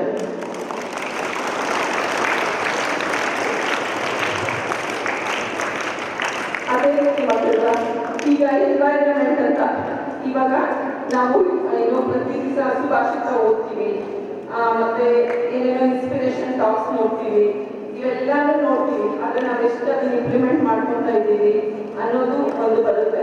ಇವಾಗ ನಾವೇನು ಬೇಡ, ಆಚೆ ಕಡೆ ಹೋಗಿ ಒಂದು ಪಾರ್ಕ್ ಒಂದು ಆಚೆ ಕಡೆ ನಿಮಗೆ ಹೋಗಿ ಒಂದು ಇದ್ರಲ್ಲಿ ಓಡಾಡಿದ್ರೆ ಗೊತ್ತಾಗುತ್ತೆ ಆ ಸೂರ್ಯ ಎಷ್ಟು ಟೈಮ್ಗೆ ಹೆಂಗ್ ಹೋಗ್ತಾನೆ, ಕರೆಕ್ಟ್ ಆಗುತ್ತಾನೆ. ಚಂದ್ರ 15 ದಿವಸಕ್ಕೆ ನನಗೆ ಹುಣ್ಣಿಮೆ ಆಗ್ತಾನೆ, ಹೇಗೆ ಕಡಿಮೆ ಆಗ್ಕೊಂಡು ಬರ್ತಾನೆ. ಮತ್ತೆ ಈ ಕಾಲಗಳು ನನಗೆ ಬೇಸಿಗೆ ಕಾಲ, ಮಳೆಗಾಲ, ಚಳಿಗಾಲ ಎಲ್ಲ ಕ್ರಮಬದ್ಧವಾಗಿ ನಡೀತಾರೆ. ಆದ್ರೆ ಮನುಷ್ಯನ ಕ್ರಮಬದ್ಧತೆ ಜ್ಞಾನದ ಜೊತೆಗೆ ಎಲ್ಲ ಅಗತ್ಯಗಳು ಸಿಕ್ಕಿದ್ರು ನಾವು ಯಾಕೆ ಅದನ್ನು ಸಂಪೂರ್ಣವಾಗಿ ಅಳವಡಿಸ್ಕೊತಾ ಇಲ್ಲ? ಇನ್ನು ನೀವು ಒಂದು ಡೈರಿ ಮೇಂಟೈನ್ ಮಾಡಿ. ಈಗ ಯಾರೋ ನಿಮ್ಮ ಶಾಲೆಯಲ್ಲಿ 100 ಮಾರ್ಕ್ಸ್ ತೆಗೆದಿದ್ದಾರೆ, ನಾನು 100 ಮಾರ್ಕ್ಸ್ ತೆಗ್ದಿಲ್ಲ ಅಂತ ನೀವು ಬೆಲೆ ಪಡ್ಬೇಡ್ರಿ. ನಾನು ಪ್ರತಿದಿನ ಪ್ರೋಗ್ರೆಸ್ ಆಗ್ತಾ ಇದ್ದೀನಿ ಅಂತ ಡೈರಿಯಲ್ಲಿ ಬರ್ಕೊಡ್ರಿ. ನೀವು ಯಾವ ಬೇಕಾದ್ರೂ ಕಾಂಪಿಟೇಷನ್ ಹೋಗ್ಬೇಡಿ, ನಿಮ್ಮ ಜೊತೆ ನೀವು ಕಾಂಪಿಟೇಷನ್ ಮಾಡ್ಕೊಡಿ, ನಿಮ್ಗೊಂದು ಗುರಿ ಇಟ್ಕೊಡ್ರಿ. ಅದನ್ನ ತಲುಪಲಿಕ್ಕೆ ನೀವು ಪ್ರತಿದಿನ ಹೆಜ್ಜೆ ಮೇಲೆ ಹೆಜ್ಜೆ ಹಾಕೊಂಡು ನಿಧಾನ ಗುರಿ ತಲುಪಿ. ಯಾಕಂದ್ರೆ ಇವತ್ತು ಒತ್ತಡದ ಜೀವನಕ್ಕೆ ಯಾರು ಹೋಗಬಾರದು. ಕ್ರಮಬದ್ಧ ಜೀವನಕ್ಕೆ ಹೋದ್ರೆ ನಮ್ಮ ಜೀವನ ಶೈಲಿಯಿಂದ ನಮ್ಮ ಒಂದು ಜೀವನವೇ ಉನ್ನತ ಮಟ್ಟಕ್ಕೆ ಏರುತ್ತೆ ಅನ್ನೋದು ನನ್ನ ಒಂದು ಅಭಿಪ್ರಾಯ. ಮತ್ತೆ ನಾವು ಏನಾಗಿದ್ದೀವಿ ಅನ್ನೋದಕ್ಕೆ ಏನಾಗಬೇಕು ಅನ್ನೋದನ್ನ ಕನಸು ಕಾಣಿ, ಅದನ್ನ ನಿಧಾನ ಬೆನ್ನತ್ತಿ. ಆಗಲಿಲ್ಲ ಅಂತಂದ್ರೆ ಅದ್ರ ಬಗ್ಗೆ ತಲೆ ಕೆಡಿಸ್ಕೋಬೇಡಿ, ಇರುವುದರಲ್ಲಿ ಜೀವನ ಮಾಡ್ಕೊಂಡು ಹೋಗ್ಬೇಕು ಅನ್ನೋ ಪಾಲಿಸಿಗೆ ಬರಬೇಕು. ಆದ್ರೆ ಇವತ್ತು ಅಷ್ಟೇ ನಾನು ನನ್ನಿಂದ ಯಾರಿಗೂ ತೊಂದರೆ ಆಗ್ತಾ ಇಲ್ಲ, ನನ್ನಿಂದ ಯಾರಿಗೂ ನೋವಾಗ್ತಾ ಇಲ್ಲ ಅನ್ನೋ ಒಂದು ಸೈದ್ಧಾಂತಿಕ ಆಧ್ಯಾತ್ಮಿಕ ಚಿಂತನೆ ನಿಮ್ಮಲ್ಲಿ ಇರಲಿ. ಯಾವತ್ತು ಒಳ್ಳೆ ಮಾತು ಬಾಯಿರ್ತದೆ. ಯಾಕಂದ್ರೆ ಇದು ನಮ್ಮ ಒಂದು ಭಾರತದ ಅಂಗ. ನಾವು ಪ್ರತಿಯೊಂದು ಸಕಲ ಜೀವರಾಶಿಗಳಲ್ಲೂ ಒಳ್ಳೆಯದನ್ನೇ ಕಾಣುವಂತ ಜನ. ಸೊ ನೀವೆಲ್ಲರೂ ಒಳ್ಳೆ ಮಾತಾಡಿ, ಒಳ್ಳೆ ಜೀವನ ಅಳವಡಿಸ್ಕೊಳ್ಳಿ, ನಿಮ್ಮ ಬದುಕು ಉಜ್ವಲ ಆಗುತ್ತದೆ. ಈ ದಿನ ನನ್ನನ್ನ ನೀವು ಇಲ್ಲಿ ಕರೆಸಿ ನಾನು ಮಾತಾಡಲು ಅವಕಾಶ ಕೊಟ್ಟಂತಹ ಪ್ರಾಂಶುಪಾಲರಿಗೆ, ಉಪ ಪ್ರಾಂಶುಪಾಲರಿಗೆ ಮತ್ತು ಇದನ್ನೆಲ್ಲ ಕೇಳಿಸ್ಕೊಂಡ ಮಕ್ಕಳಿಗೆ, ಇದನ್ನೆಲ್ಲ ಟ್ರೈನ್ ಮಾಡುವಂಥ ಶಿಕ್ಷಕರಿಗೆ ಹಾಗೂ ಈ ರೀತಿ ವಿದ್ಯಾ ಸಂಸ್ಥೆಗೆ ಬೆಳವಣಿಗೆ ಆಗಲಿ ಜಾಗ ಕೊಟ್ಟಂತಹ ನಮ್ಮ ಊರಿನ ಹಿರಿಯರಿಗೆ ಮತ್ತು ನಮ್ಮ ಸರ್ಕಾರಕ್ಕೆ ವಂದಿಸುತ್ತಾ ನಾನು ಮಾತು ಮುಗಿಸ್ತೇನೆ. ಜೈ ಹಿಂದ್, ಜೈ ಕರ್ನಾಟಕ.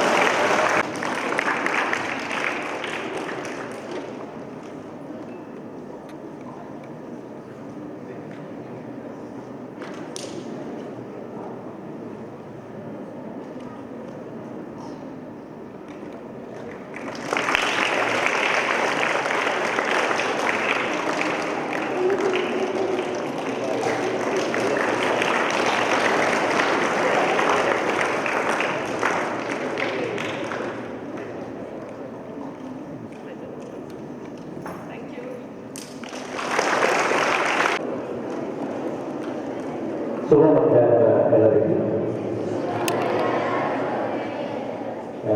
ಮಾನ್ಯ ಚೌಡೇಶ್ವರಿ ಮೇಡಮ್ ಅವರೇ, ಮಾಜಿ ಜಿಲ್ಲಾ ಪಂಚಾಯತ್ ಅಧ್ಯಕ್ಷರು, ಉಪ ಪ್ರಾಂಶುಪಾಲರೇ, ಎಲ್ಲ ಶಿಕ್ಷಕರೇ, ಇವತ್ತಿನ ಮಾದರಿ ಗ್ರಾಮ ಸಭಾ ಸದಸ್ಯರೇ,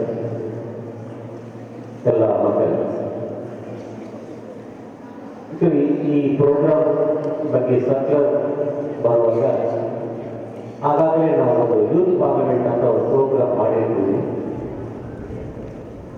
ಸುಮಾರು ಜನಕ್ಕೆ ಆ ಟೈಮಲ್ಲಿ ಅವಕಾಶ ಸಿಗಲಿಲ್ಲ ಆ ಪ್ರೋಗ್ರಾಮ್ದಲ್ಲಿ ಮಾಡಲಿಕ್ಕೆ.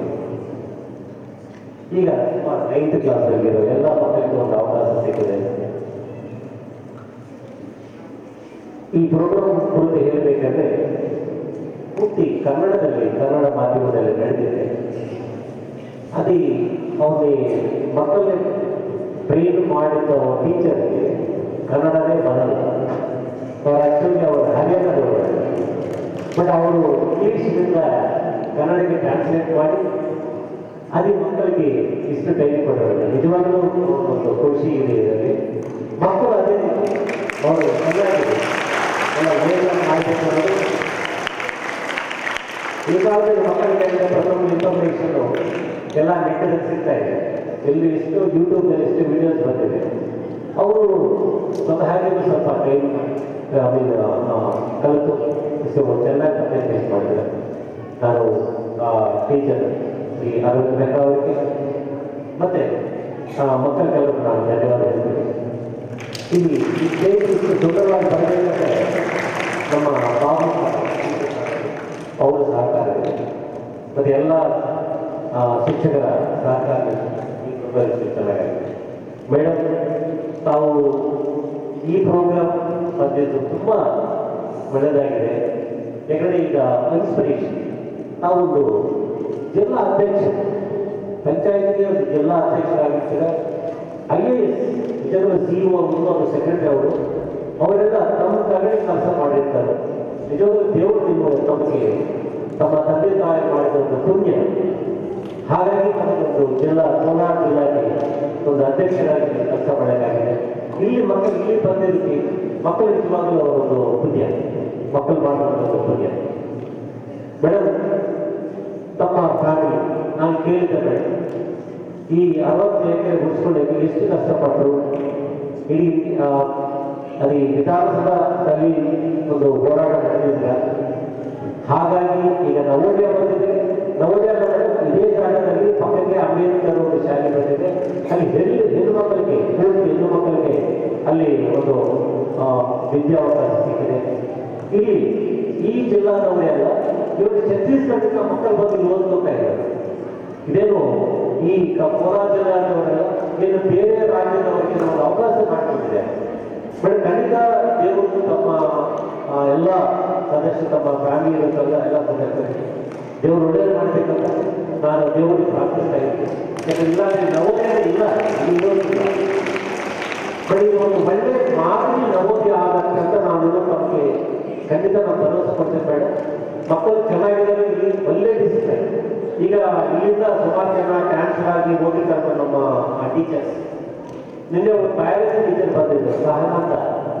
ಈಗ ರಾಜ್ಯದಲ್ಲಿ ಕಷ್ಟ ಮಾಡ್ತಾ ಇದ್ರು. ಅವ್ರು ಬಂದಿದ್ರು, ಸರ್ ಇಲ್ಲಿ ಪಾಠ ಮಾಡಬೇಕಂದ್ರೆ ಖುಷಿ ಇರುತ್ತೆ ಸರ್, ಅಲ್ಲಿ ನನಗೆ ಒಂಥರ ಆಗಿದೆ, ಬೇಜಾರಾಗಿದೆ, ನಾನು ಬೇಕಾದ್ರೆ ಇಲ್ಲಿಗೆ ವಾಪಸ್ ಮತ್ತೆ ಅಂತ. ಸೊ ಇಲ್ಲಿ ಆಕ್ಚುಲಿ ಡಿಸಿಪ್ಲೈನ್, ಮಕ್ಕಳು ತುಂಬ ಡಿಸಿಪ್ಲೈನ್ ಇದೆ. ನಾನು ಒಂದೇ ಎಲ್ಲ ಮಕ್ಕಳಿಗೆ ಕೇಳ್ಕೊತಾ ಇದ್ದೀನಿ, ಎಲ್ಲ ಶಿಕ್ಷಕರಿಗೆ ಕೇಳ್ಕೊತಾ ಇದ್ದೀನಿ. ಅವರು ಇಷ್ಟೆಲ್ಲ ಹೋರಾಟ ಮಾಡಿ ಈಗ ನವೋದಯಕ್ಕೆ ಅವರು 35 ಎಕರೆ ಕೊಟ್ಟಿದ್ರಲ್ವ, ನಾವು ಈ ಇಡೀ ದೇಶದಲ್ಲಿ ಒಂದು ತೋರಿಸ್ಬೇಕು. ಕೋಲಾರ ನವೋದಯ ಅಂದರೆ ದ ಬೆಸ್ಟ್ ನವೋದಯ ಅಂತ ಎಲ್ಲ ರೀತಿಯಲ್ಲಿ ಒಂದು ಓದೋದಕ್ಕೆ ಎಲ್ಲ ರೀತಿಯಲ್ಲಿ. ಈಗ ನಾನು ಹಿಂದೆ ಕರೀತಾ ಇದ್ದೇನೆ ಮೇಡಮ್, ಕರ್ನಾಟಕ, ಇಡೀ ಕರ್ನಾಟಕದಲ್ಲಿ ಇರೋ 31 ನವೋದಯದಲ್ಲಿ ಕೋಲಾರ ನವೋದಯದಲ್ಲಿ ಮಾತ್ರ 21 ಜನ ಮಕ್ಕಳು ಈ ವರ್ಷ ನೇಷನಲ್ ಸೆಲೆಕ್ಟ್ ಆಗ್ತಾರೆ ಮೇಡಮ್, ಸ್ಪೋರ್ಟ್ಸ್ ಅಲ್ಲಿ. 21 ಜನ ಮಕ್ಕಳು, 6 ಜನ ಮಕ್ಕಳು ಎಜುಕೇಷನ್ ಸೆಲೆಕ್ಟ್ ಆಗ್ತಾರೆ. ಆಟ ಪಾಠದಲ್ಲೆಲ್ಲ ಈವನ್ ಸ್ಪೋರ್ಟ್ಸ್, ಇವನ್ ಅಕಾಡೆಮಿಕ್ಸ್ನಲ್ಲಿಯೂ ಈ ಶಾಲೆ ಇದು ನಿಮ್ಮ ಭರವಸೆ, ನೀವು ಭರವಸೆ ಖಂಡಿತ ನೀವು ನೇಷನಲ್ ಲೆವೆಲ್ನಲ್ಲಿ ಈ ಕೋಲಾರ ಪ್ಲೇನ್ ಅನ್ನೋದು ನಂಬರ್ 1 ಶಾಲೆ ಆಗಿರಬೇಕು. ಅದು ನೀವು ಖಂಡಿತ ಪಾಲಿಸಬೇಕು ಮೇಡಮ್.